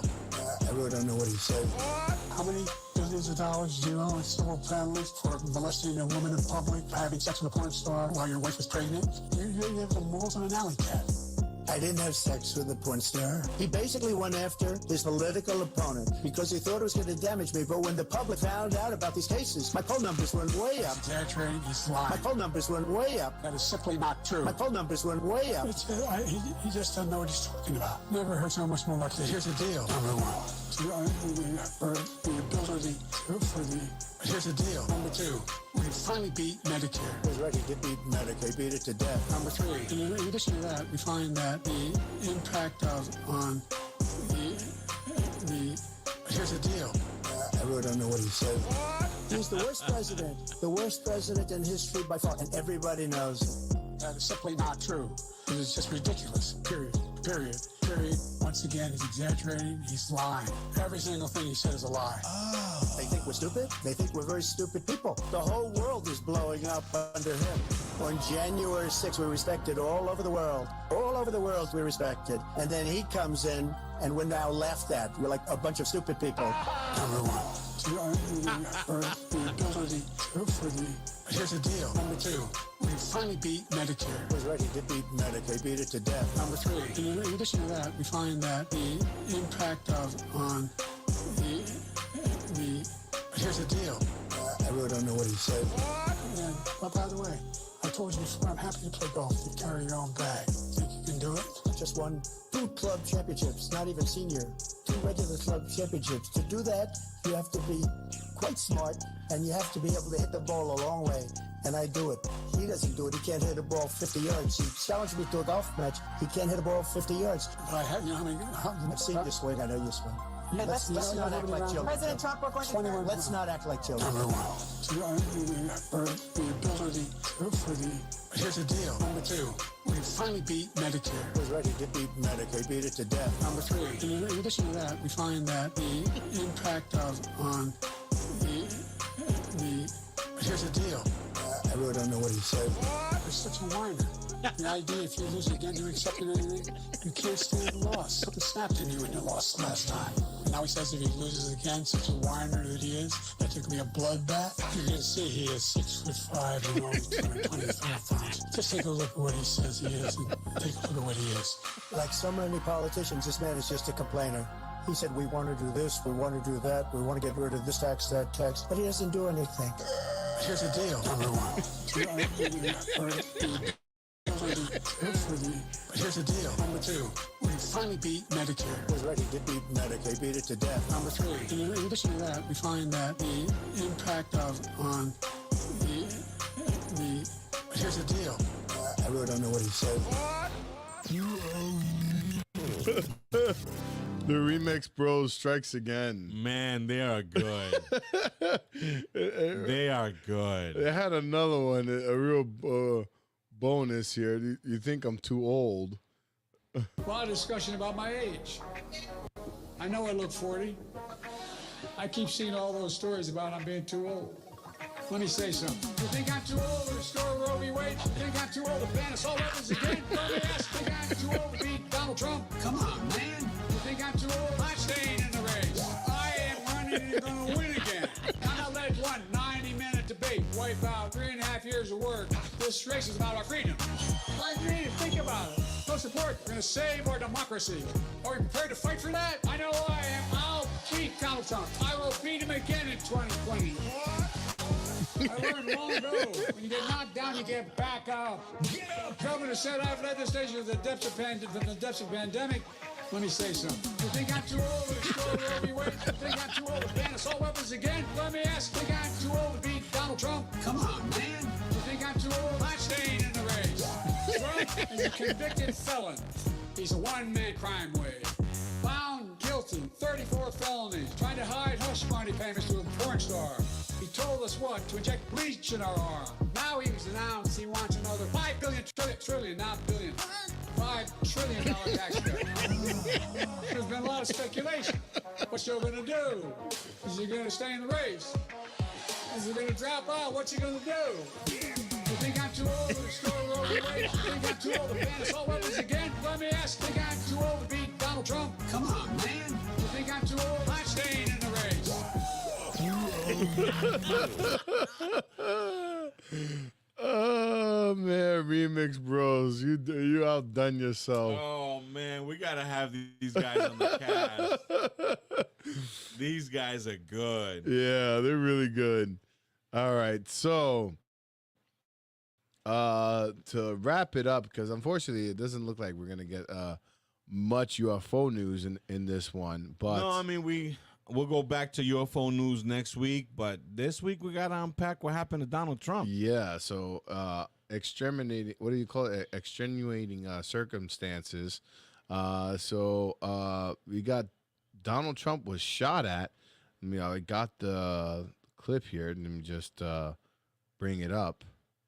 Bear with me. I have it here. Well, I have a few clips. One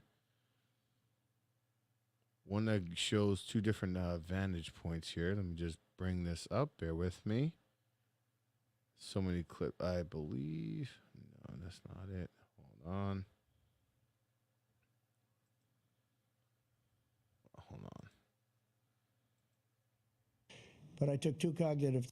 No, that's not it. Hold on.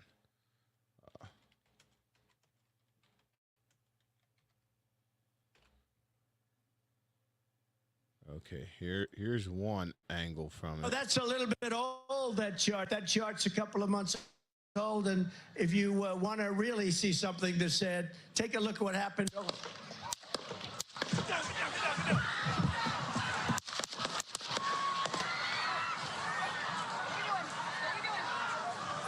I think, to me, look how slow he goes a couple of months down. old, and if you want to really see something that's said, take a look at what happened. I don't know. I think, to me, it took a little while. I would have dropped to the floor the minute I felt something on my ear. See, when you get shot, it's not a... You know, it's not an easy thing to do. No.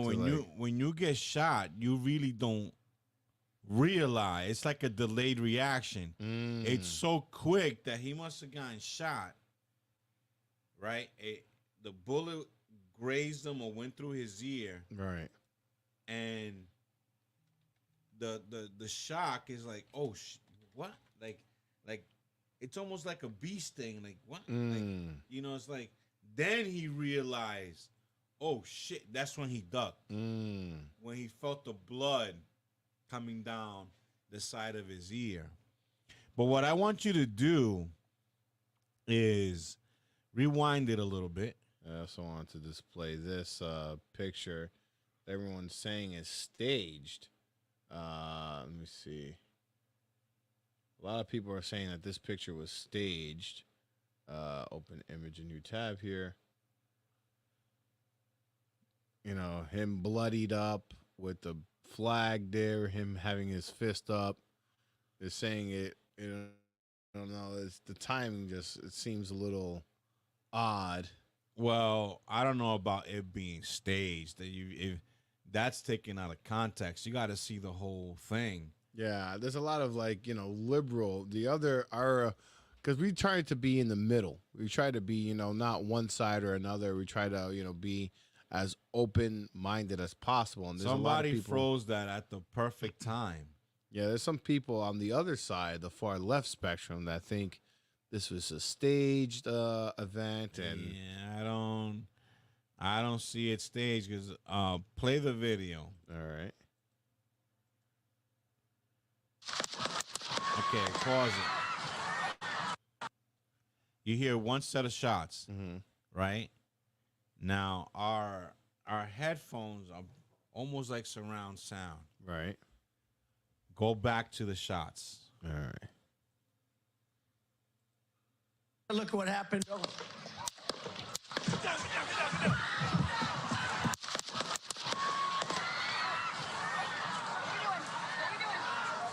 To me,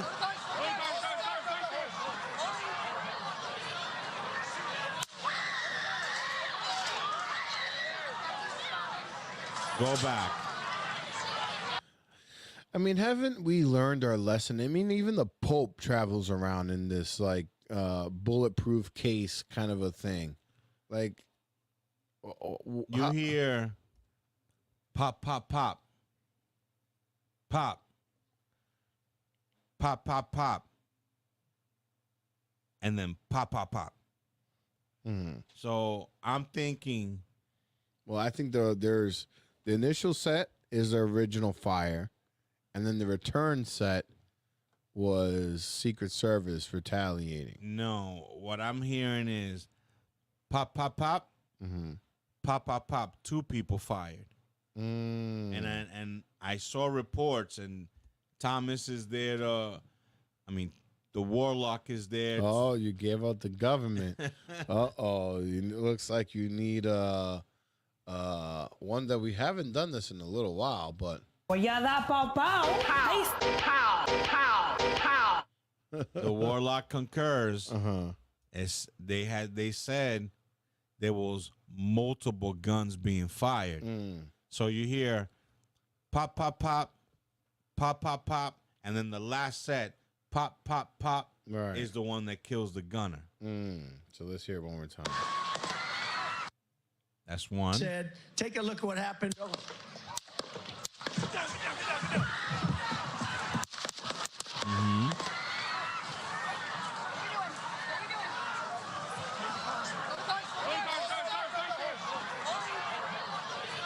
It happens quick. Right there. You heard it? Yeah. That's the one that killed the sniper. Play it again one more time.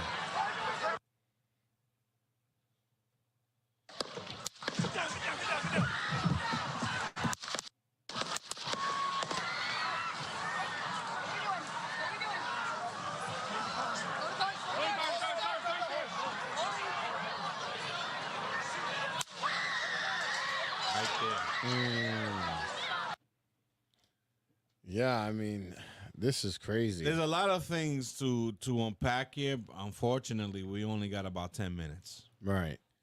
So first of all, there's this party going on at the rally. Right?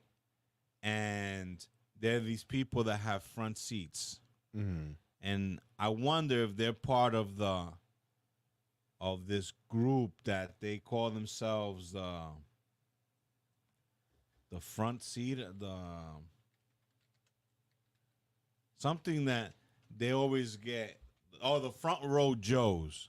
I wonder if they're part of the front row Joes. Okay. Right?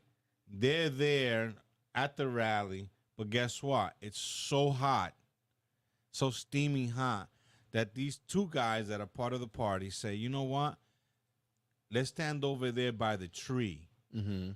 They go to the tree, and they see a guy crawling up the roof with a rifle. They tell the cops, yo, there's a guy up there with a rifle. And they're like, right, brushing it off. And the guy is able to position himself and take shots while the cops are blowing him off. Wow. Another guy sees a guy going roof to roof. He tries to alert the authorities. They don't do nothing. It's like they're ignoring him for a reason. That's 1. 2, Secret Service,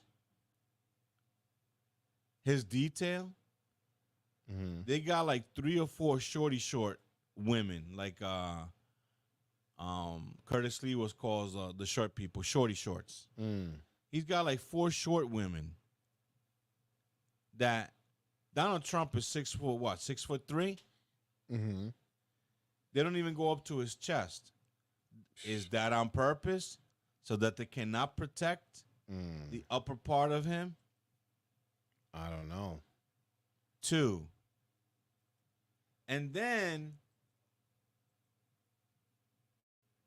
why didn't you protect the outer perimeter of that place? There's only 3 buildings. Mm-hmm. You don't have snipers in all 3 buildings? Yeah, I mean, you gotta. So there's something. You gotta do better. I mean, the same fishiness of every single presidential assassination. You don't have to be a scholar to find out. They impeached him twice. That's my alarm. Have you gotten a chance to watch that movie Civil War? No. Well, it seems like this is what they want. Well, check this out. They impeached him twice. They accused them of Russian collusion, the Stormy Daniels, tax evasion. They indicted him. They convicted him.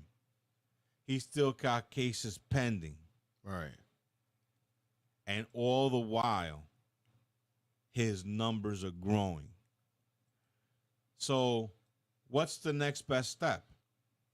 Assassination. And if assassination don't work, what's the step after that? And I'm telling you that the step after that is crucial. And I'm evoking martial law. No, I'm evoking the spirit of my man over here, Mr. Michael Rupert. Oh, suicided. Don't be shocked that you hear Donald Trump had a stroke. Donald Trump had a heart attack. Donald Trump killed himself. Yeah. Well, here's the final scene in. What I love is, again, we're not Trumpers. I'm always, I hate bullies. And they're trying to bully him out. Love is defiance. And you know how we go with, that the enemy, they have to, show what they're doing, right? Because of the cult that they're part of. Exactly. They have to show. Which is why I told my cousin yesterday, don't fall for the okie doke. Because I told him, Alex Jones is the premier best journalist on the planet. He was like, yeah, the guy who was saying lies about Sandy Hook. I'm like, dude, he's human. He didn't make mistakes, but he's 5 years ahead of everybody else. Right. And he's in it all the time. So, he doesn't talk the talk. He walks the walk. He's Right. in there. So, which is why they're trying to destroy him. Part of that cult that thinks they run the world, they have to. Their satanic cult that they're part of. They have The to golden show. rule. They have must tell you what they're gonna do before they do it. Right. So now, if you look at Civil War, was a movie that came out in 2024 recently, and this is the end scene, right? Now, leading up to this movie, it was the whole thing. The premise of the movie is journalists are going to cover or get an interview with the president before something big happens, right? They want to capture his final thoughts before what they feel was the inevitable was that someone was going to kill him. Now, the president resembled to be some kind of Republican figure. Is not necessarily representative of Trump per se, but he also doesn't have much screen time. But this is what they're claiming is what's going to happen in a civil war. So check this out. Oh, let me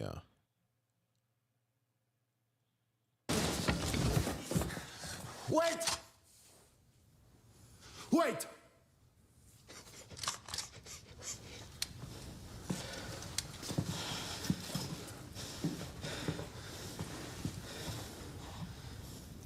I need a quote. Don't let him kill me. Yeah. That'll do.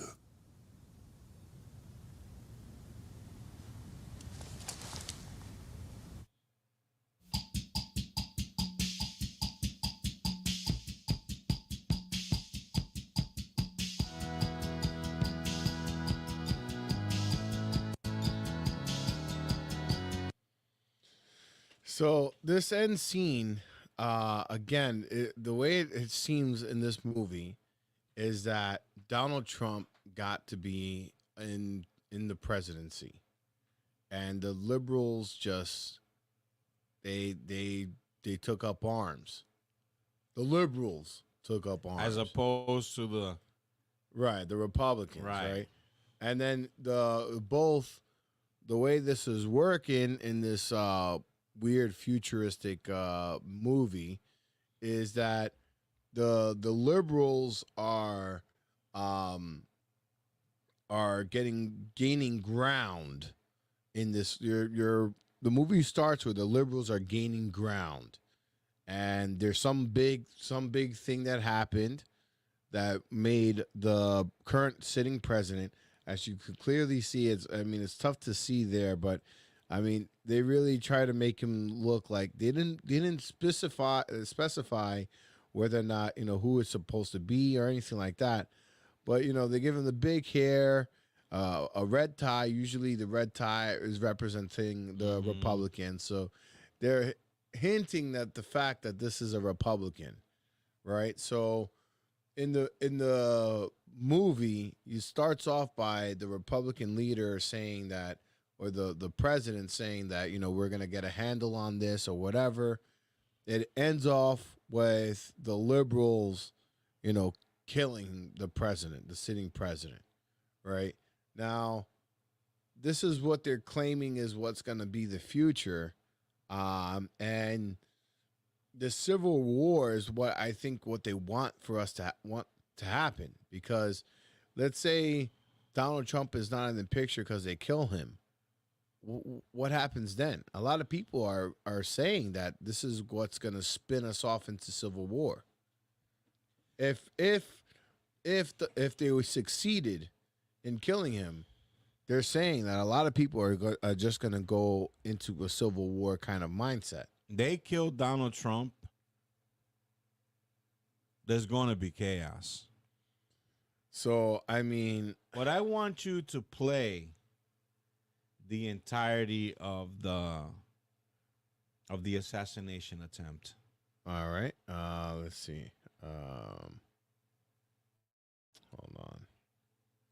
Well, there's a lot of different videos here. Let me see. That one is suffice.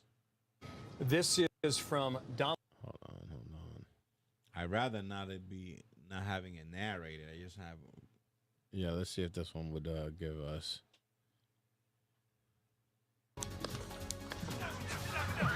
Breaking news: an attempted assassination on Donald. No, so let's go back to this is the one. Oh, that's a little bit old, that chart. That chart's a couple of months old. And if you want to really see something that's said, take a look at what happened.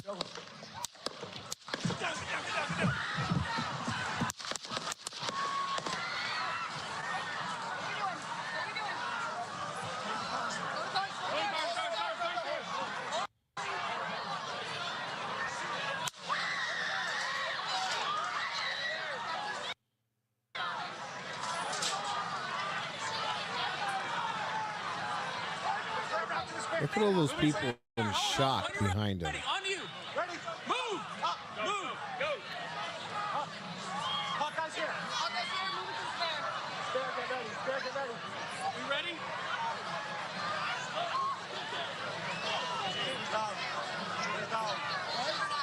we good? Shooters down. Are we good to move? We're clear. Let's move. Let's move. We're clear.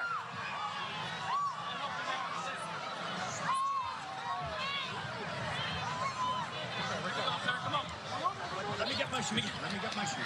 I got you, sir. Let me get my shoes, sir. Hold that in your head. It's bloody. sir. We got to move to the bus. Let me get my shot. Okay, Watch this. Watch this. Yeah. Fight.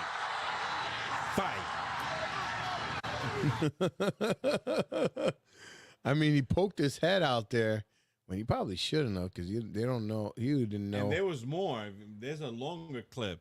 Yeah, where they follow him out, right? Yeah, and he's almost. He has to he's like going like this, and he almost hits the lady. Let's see if they show the full clip here. And that comes right from the government services, comes right out of Border Patrol. Take a look at that. So that arrow is the lowest. Clearly, Secret Service wants to get him out of this situation.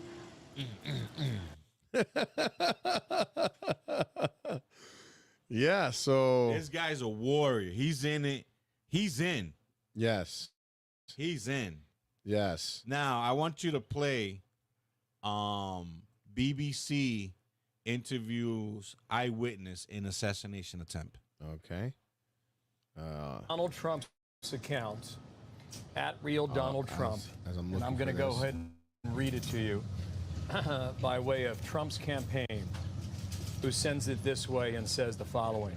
Good evening, good evening. I want to thank the United States Secret Service and all of law enforcement for their rapid response in the shooting that just took place in Butler, Pennsylvania. Most importantly, I want to extend my condolences to the family of the person at the rally who was killed, and also to the family of another person that was badly injured. It is incredible that such an act can take place in our country. Nothing is known at this time about the shooter, who is now dead. I was shot with a bullet that pierced the upper part of my right ear. I knew immediately that something was wrong and that I heard a whizzing sound, shots, and immediately felt the bullet ripping through the skin. Much bleeding took place, so I realized then what was happening. He concludes in all caps, "God bless America!" Exclamation point. That from Donald Trump at the medical facility now in Pennsylvania. Wow. Yeah, that's a stage photo, all right. Yeah, right. All right, so here we go. Who was here? You weren't inside the event, but you were just outside. Tell us what you saw. So we had a party here all day. You can see behind us at the Brinkles Farming Greenhouse here. We had a party, and we all decided, hey, when we hear Trump up there, we're going to walk up through the field, stand by the trees up there under the shade, and watch and listen to the rally. Right? We couldn't see him, but we could hear him. So we walked up, and probably 5 to 7 minutes of Trump speaking. I'm estimating here. I have no idea, but. We noticed a guy crawling, bear crawling up the roof of the building beside us, 50 feet away from us. So we're standing there, and we're pointing at the guy crawling up the roof. And he had a gun, right? He had a rifle. We could clearly see him with a rifle, absolutely. We're pointing at him. The police are down there running around on the ground. We're like, hey man, there's a guy on the roof with a rifle. And the police were like, huh, what? Like they didn't know what was going on. We're like, hey, right here on the roof, we can see him from right here. We see him. He's crawling. And next thing you know, I'm thinking to myself, why is Trump still speaking? Why have they not pulled him off the stage? I'm standing there pointing at him for, 2 or 3 minutes. Secret Service is looking at us from the top of the barn. I'm pointing at that roof, just standing there like this. And next thing you know, 5 shots ring out. So you're certain that the shots came from that guy on the roof? 100%.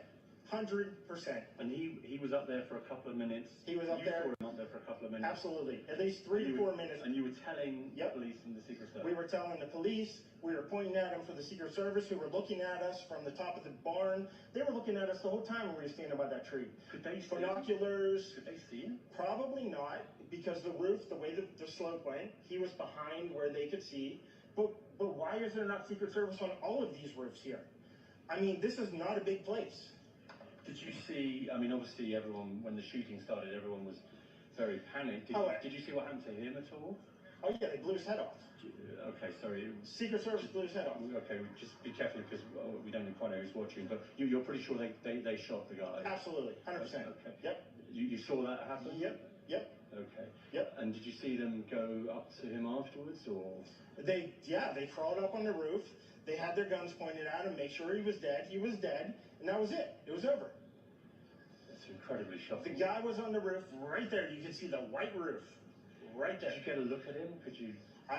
No, other than he was in muted colors, tan type clothing. We saw the rifle flinging around as he was trying to crawl. I mean, we saw the rifle, 100%. Do you know about guns? Do you know what kind of weapon it was? Oh, I absolutely know about guns, for sure. No, I mean, it was a rifle of some sort. I wouldn't know, I wasn't close enough to read the label on it, No, but, sure. But it was a rifle of some sort. Yeah, absolutely. So how do you process what you've just seen? I don't know what to say, man. All I'll tell you is, if I walked up close to there with anything that Secret Service considered a problem, I wouldn't be standing here talking to you right now. But I don't know why a guy who we're standing there pointing out to police and Secret Service is crawling up the roof. Yes, right there by that tree. We were outside the security perimeter. But my question is, there's only a few buildings around here. Why is Secret Service not at every building here? Well, there's a whole bunch of questions, I think, that are going to come. There's a whole bunch of questions. Yeah. Yes, she was right in front of me. She kept going back and forth right in front of me. Yes. Tell us about her. I mean, nice horse, nice lady running with a flag. Seemed very, patriotic. But what's the significance of her? No, she's Okay, so now go to the interview. Go to the other interview. Put in interviews with. Let me see if you can see the other one. Which one? There's another guy that saw it.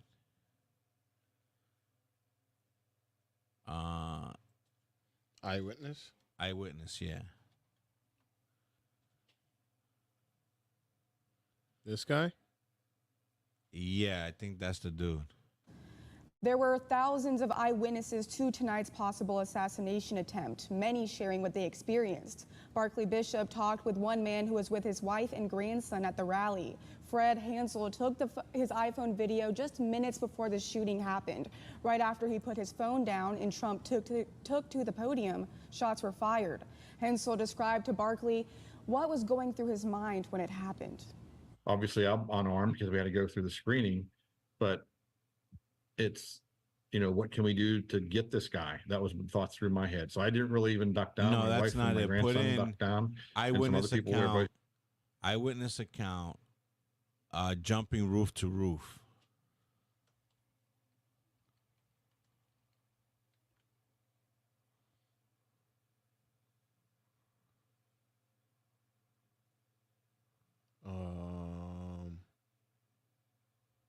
Let me see. I am, yes. Hi, Wolf. I'm here with Joseph Mine. He was sitting actually behind Donald Trump in the bleachers today when this all unfolded. I'm going to let him share exactly what he saw. It was a very harrowing moment that he was there for. Can you please tell us what happened, Joseph? Yeah, it was the Trump. I was attending the rally. It seemed initially like firecrackers went off. No, that's not it. You got to put in eyewitness account saw shooter jumping roof to roof.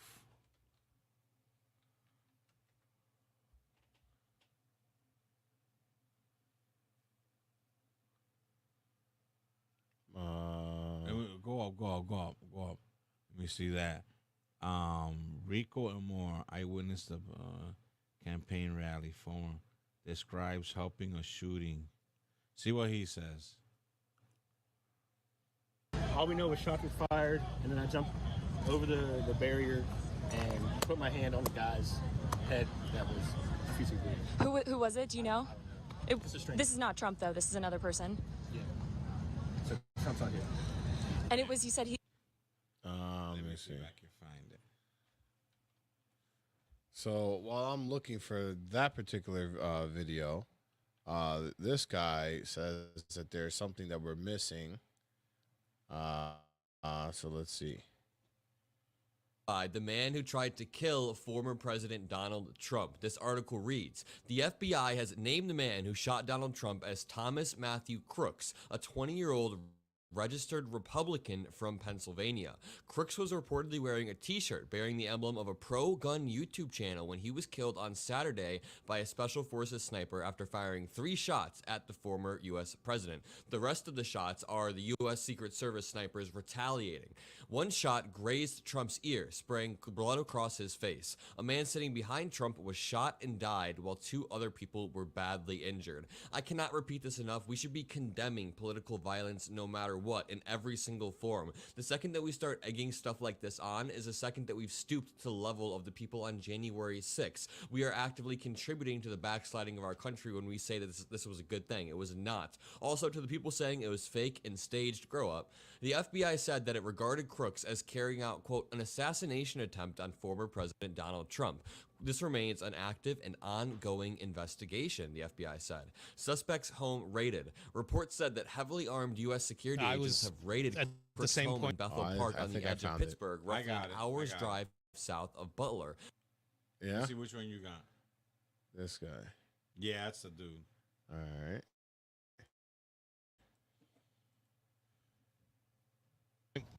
I was at the same point that probably the witness you were talking to earlier.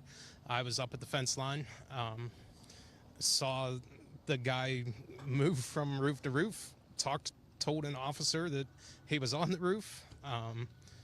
The officer come looking, I went back to where I was standing, heard that there was somebody that could see the person, so I went back to where they were standing, saw the person, went back and told the officer again that if he goes back to that particular spot, he can see the person, figuring that he would go in radio. And when I turned around to go back to where I was is when the gunshots started, and then it was just chaos, and we all came. So he Jumping saw him. roof to roof. So he saw him. Yeah. So, folks, you know, what's going to happen in how many days are we out from the election? About 100 somewhat days. Let me see. I would say 30, 60, about 70 days. Let's see. 114 days. 114? Oh, yeah, that's right, because I didn't count October. 114 days, yeah. So we got 114 days until the election. And now the question remains. This is happening. Is Joe Biden going to be the candidate? It looks like no. Well, he's fighting it. He's but fighting is it. Joe Biden going to be the candidate? Is Donald Trump going to survive to be the opponent? I see. I don't see. Will any they reason why put? not. Will they put him in jail coming in September? And will Joe Biden survive to the point of the election? Because he looks like his days are numbered. Right.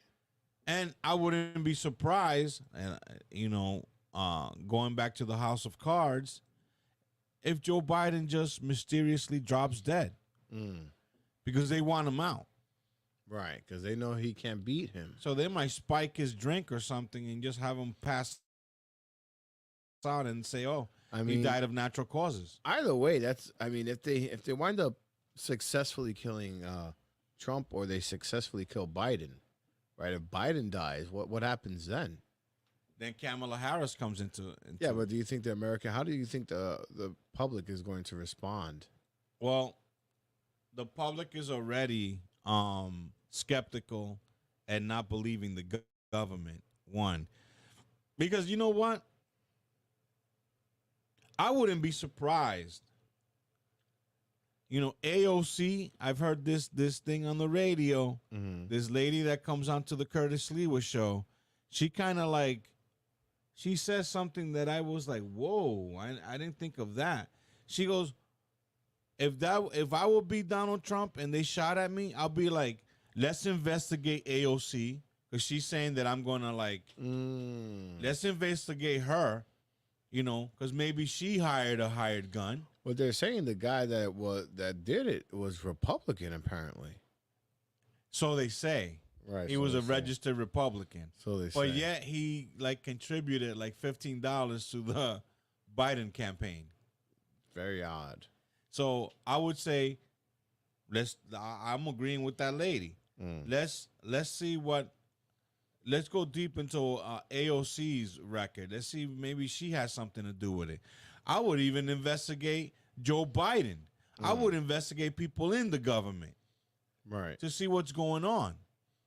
I mean, that would be the first suspects. Yeah. I mean, the guy. Motive. The guy just gets up on a roof when they're. How can you have snipers on the roof and not noticing a guy on a roof adjacent to you? There's only 3 buildings on a roof adjacent to yours, climbing up with a rifle. Could he have been, like Curtis Lee says, maybe he was inside the building already? Right. Who knows? And maybe there was a latch and he just popped up. But then you saw this guy says he was jumping roof to roof. Right. And evidently, the cops knew he was up there. Right.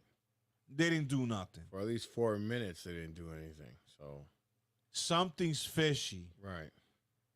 Something, and as like Curtis Lee says, as usually in these type of events, there's always questions. There's always room for conspiracies. Yeah. And well, what started the whole term conspiracy theory is when President JFK got shot. So now, I mean, and say what my cousin says, makes fun of Alex Jones. I disagree. Say what you say about Alex Jones. He's been saying they're gonna go at him.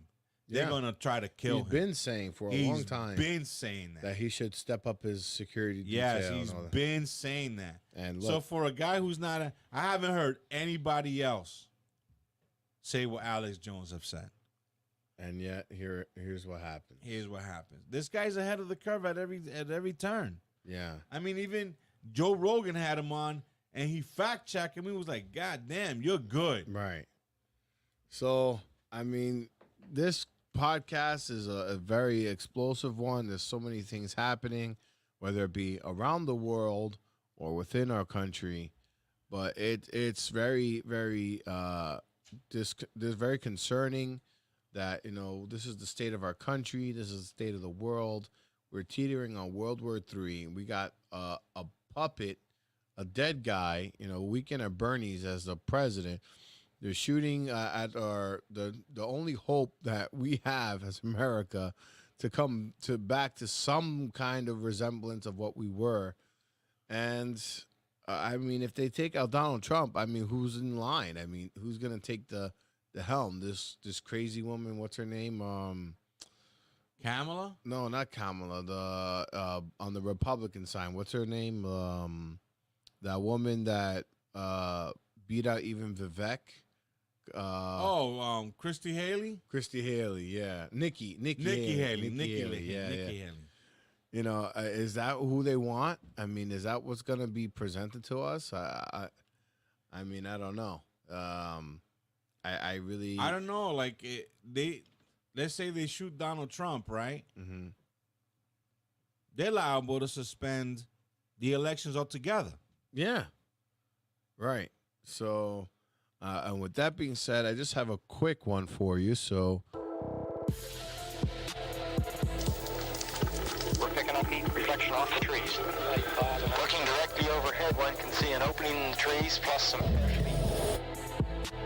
this position here, straight ahead, in between. There it is again.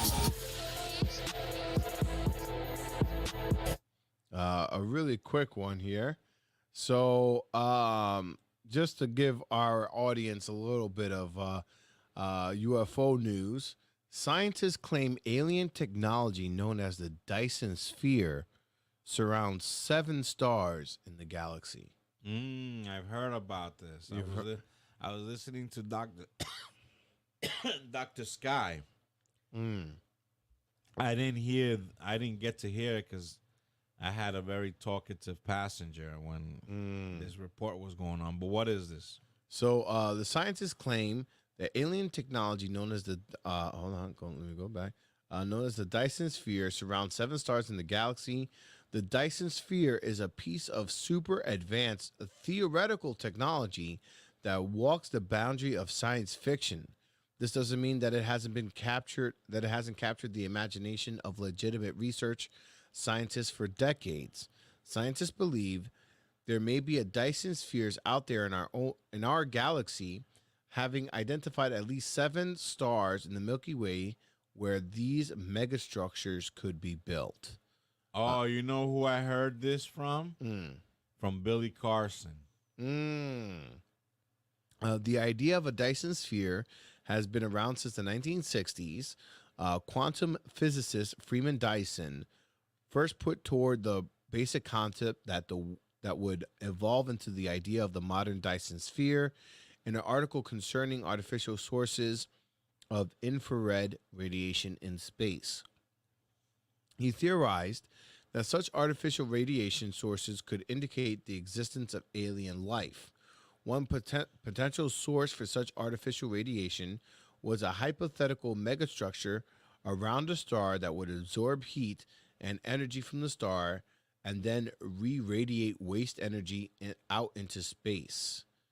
And then it says here, what a Dyson sphere do? Dyson's belief was that a sufficiently advanced alien civilization grew and developed, its need for space and energy would grow massively. This is something that we can see with our own civilization. Dyson's idea was that such alien civilizations would look to try and use all the power radiating from the star in their solar system to meet their needs. His theoretical shell of structures around the star would be able to absorb and exploit huge amounts of solar energy. The star-facing surfaces of these structures would also be habitable, solving power and space issues in one go. So this is, what we're theorizing that it exists. A Dyson sphere famously appeared in the 1992 episode of Star Trek, The Next Generation, titled Relics. As one of the most popular television shows of all time, this appears, no doubt, help further cement the Dyson sphere in the public consciousness. So, essentially, a Dyson sphere is a sphere that encapsulates a star and basically absorbs all the energy from it to support the neighboring planet. And somehow it takes that energy, you use it, and whatever radiation it produces, they throw it out into space. Now, this is kind of like a misdirection here because I don't know what to believe. Because if aliens are using a Dyson sphere, which people like Stephen Greer say that they have no interest in something like that, is because they use something called what is it called? The 0-point energy field, which is essentially harnessing the energy of matter, which is antimatter, isn't it? Well, it gives by harnessing this property, you can give the illusion of antimatter, but it's not. Ah, I see. But essentially, what it's doing is harnessing, because everything. That's why they have the term a vibe. Everything vibrates, and even down to the smallest molecule or particle or quarks in the world of quantum physics, they vibrate. And that vibration, if they can harness that vibration, then they can turn it into energy. And they found ways to harness that vibration. And apparently a cup of this 0-point energy would be enough to power a whole city. Now, if that exists, if that technology exists, then the need for a Dyson sphere is moot, because why would you need to harness the star energy if you can harness the energy of all the matter that's all around us, right? Maybe a failsafe? I don't know. Because Unless, remember, because there might be one species is doing one thing. The other species might be doing the other. That's true. So if you just like the Klingons and what's the other ones? Wow, I forgot the names of the creatures of the aliens in Star Trek. Gee whiz. Well, anyway, you got the Klingons, and then you got these other funny looking ones. And while the Klingons have cloaking, I'm not correct. The reason that the Federation does not use they have Anir and Dorian and Gosian, Denobulan, Adosi, Dude. No, that's not the Adosian, Elorian, Illyrian, Insectoids, Lathanite, Orion, Packled, Plomeek, Sonna, Sullivan. No, I'm not seeing the ones the weird aliens with big ears. With big ears. The Ferengi. The Ferengi. The Ferengi. I was gonna make a statement, but I don't think is right, because I think the Federation might have the ability to cloak, but they don't use it because it's against the law. The Federation doesn't use it. But what I'm trying to say is, one species might use this Dyson sphere while another species uses that 0-point energy. That's a possibility. I wouldn't put it past, but the thing is, one like, being more, I would figure that the 0-point energy is more advanced than the Dyson sphere. Yes. But the thing is, if you were building a structure that can encapsulate a star, then you should have similar. You would think. You would think, yeah. You would think, but I mean, look at us. Look at us as advanced as we are. We still are highly dependent on gasoline. And yeah.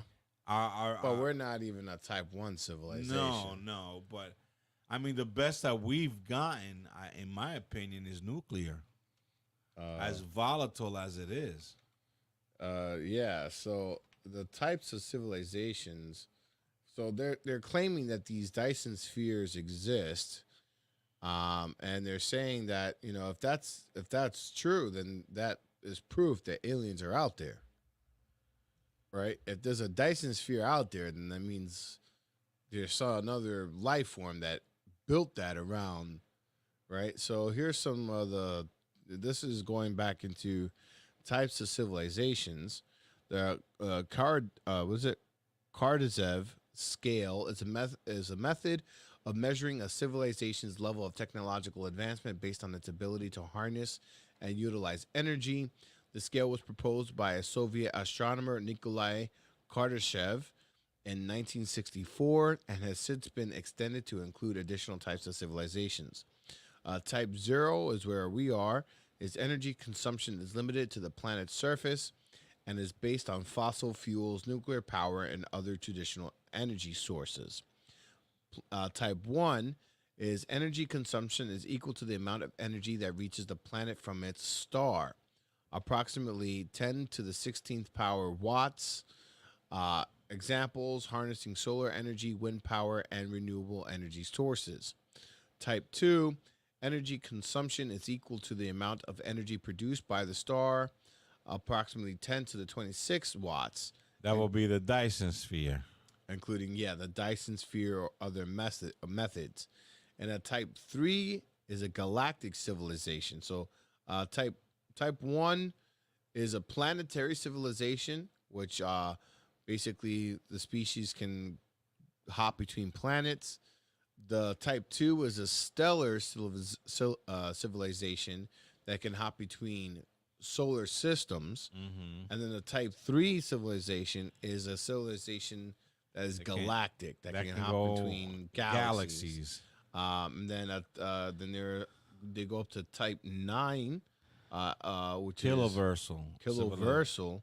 Energy consumption is equal to the amount of energy produced by multiple galaxies.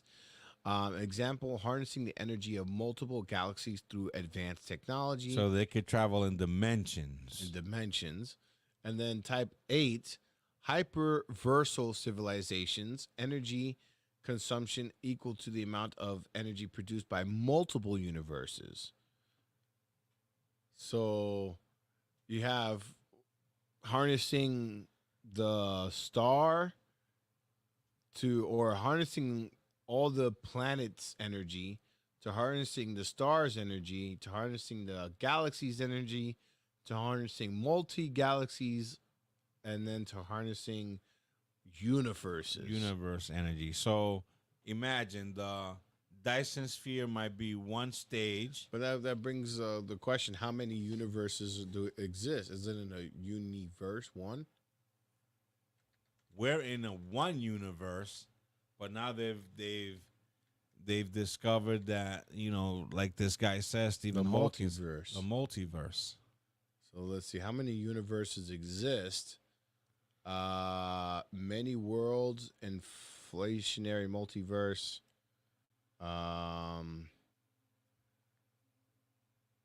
Some theories propose that universe could have emerged from quantum fluctuation, leading to creation of multiple universes.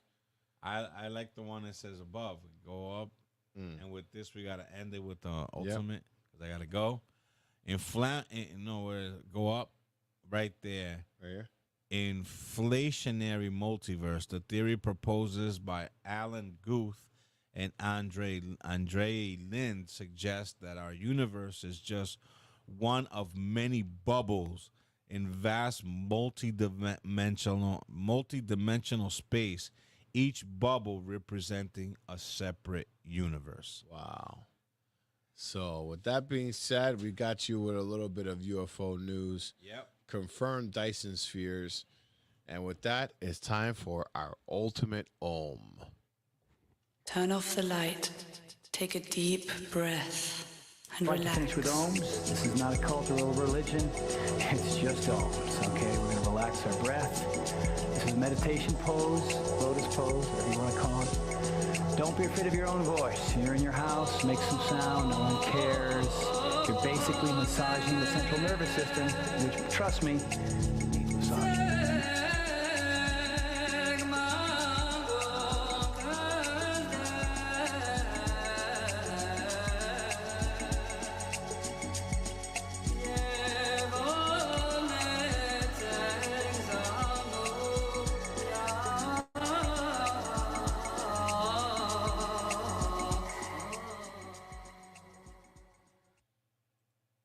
Yes. Welcome to our Om segment. And here's what you were looking for. Well, thank you, folks, for sticking around to the Pyramid Podcast. We were in hiatus for 2 weeks, but we're back. We're approaching show number 100, as this was show 98. Again, we encourage you to visit our site at pyramid.store. Please support us by purchasing supplements. It's value for value. You help us by helping yourself. Our website is an elegant website, very nicely designed by Pablo. You can see all the merchandise that we offer in reference to supplements, to better your body and cognitive skills. I want to thank everybody. I want everybody to stay safe. I want everybody to have a terrific weekend. This particular Om, I want to say a prayer for us here in the United States. We're living in some very scary times. As you very well know, our former president, Donald Trump, was shot at, and they shot him in the ear. Our current president is in cognitive decline. It looks like reminiscent of the Civil War, where we're split between two parties, and both of these parties do not like each other. There's not really much room for the middle. So I want to say this prayer. Lord, give us peace, give us tranquility, help us get along, help us thrive, feed our families. And again, I ask for peace. I ask for us just to be nice to one another, treat each other like brothers and sisters, and let's end this foolishness. Let's end the killing, and let's just take advantage of the gift that God gave us, which is life on this beautiful planet. And with that, we will evoke that prayer with the ultimate Om.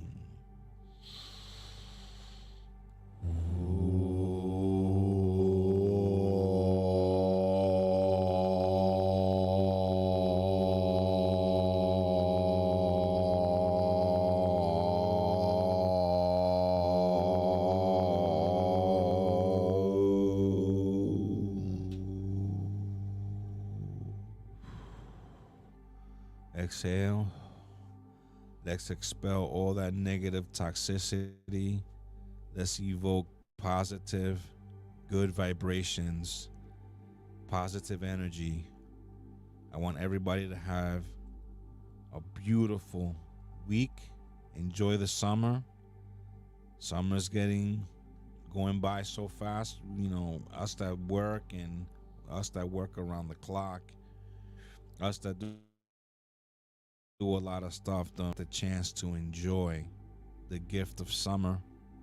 Go out there, go to the beach, go to the pool, have barbecues, burn a fire pit, have conversations, talk about the universe, talk about dreams, talk about aliens, get a conversation started, but everything in a positive note.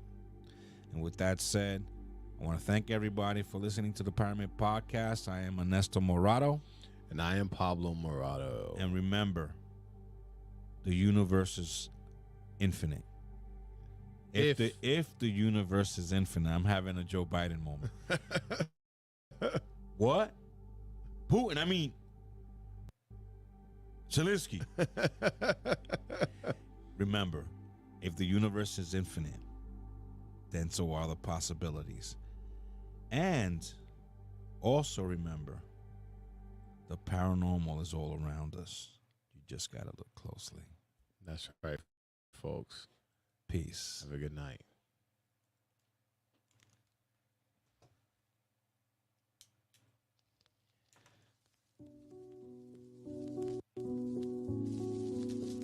And on June 14th, 1946, God looked down on his planned paradise and said, I need a caretaker. So God gave us Trump. God said, I need somebody willing to get up before dawn, fix this country, work all day, fight the Marxists, eat supper, then go to the Oval Office and stay past midnight at a meeting of the heads of state. So God made Trump. I need somebody with arms, strong enough to rustle the deep state, and yet gentle enough to deliver his own grandchild. Somebody to ruffle the feathers, tame cantankerous World Economic Forum, come home hungry, have to wait until the First Lady is done with lunch with friends, then tell the ladies to be sure and come back real soon, and mean it. So God gave us Trump. I need somebody who can shape an axe, but wield a sword, who had the courage to step foot in North Korea, who can make money from the tar of the sand, turn liquid to gold, who understands the difference between tariffs and inflation, will finish his 40-hour week by Tuesday noon, but then put in another 72 hours. So God made Trump. God had to have somebody willing to go into the den of vipers, call out the fake news for their tongues as sharp as a serpent's. The poison of vipers is on their lips, and yet stop. So God made Trump. God said, I need somebody who will be strong and courageous, who will not be afraid or terrified of the wolves when they attack, a man who cares for the flock, a shepherd to mankind who won't ever leave nor forsake them. I need the most diligent worker to follow the path and remain strong in faith and know the belief of God and country, somebody who's willing to drill, bring back manufacturing and American jobs, farm the lands, secure our borders, build our military, fight the system all day, and finish a hard week's work by attending church on Sunday. And then his oldest son turns and says, Dad, let's make America great again. Dad, let's build back a country to be the envy of the world again. So God made Trump.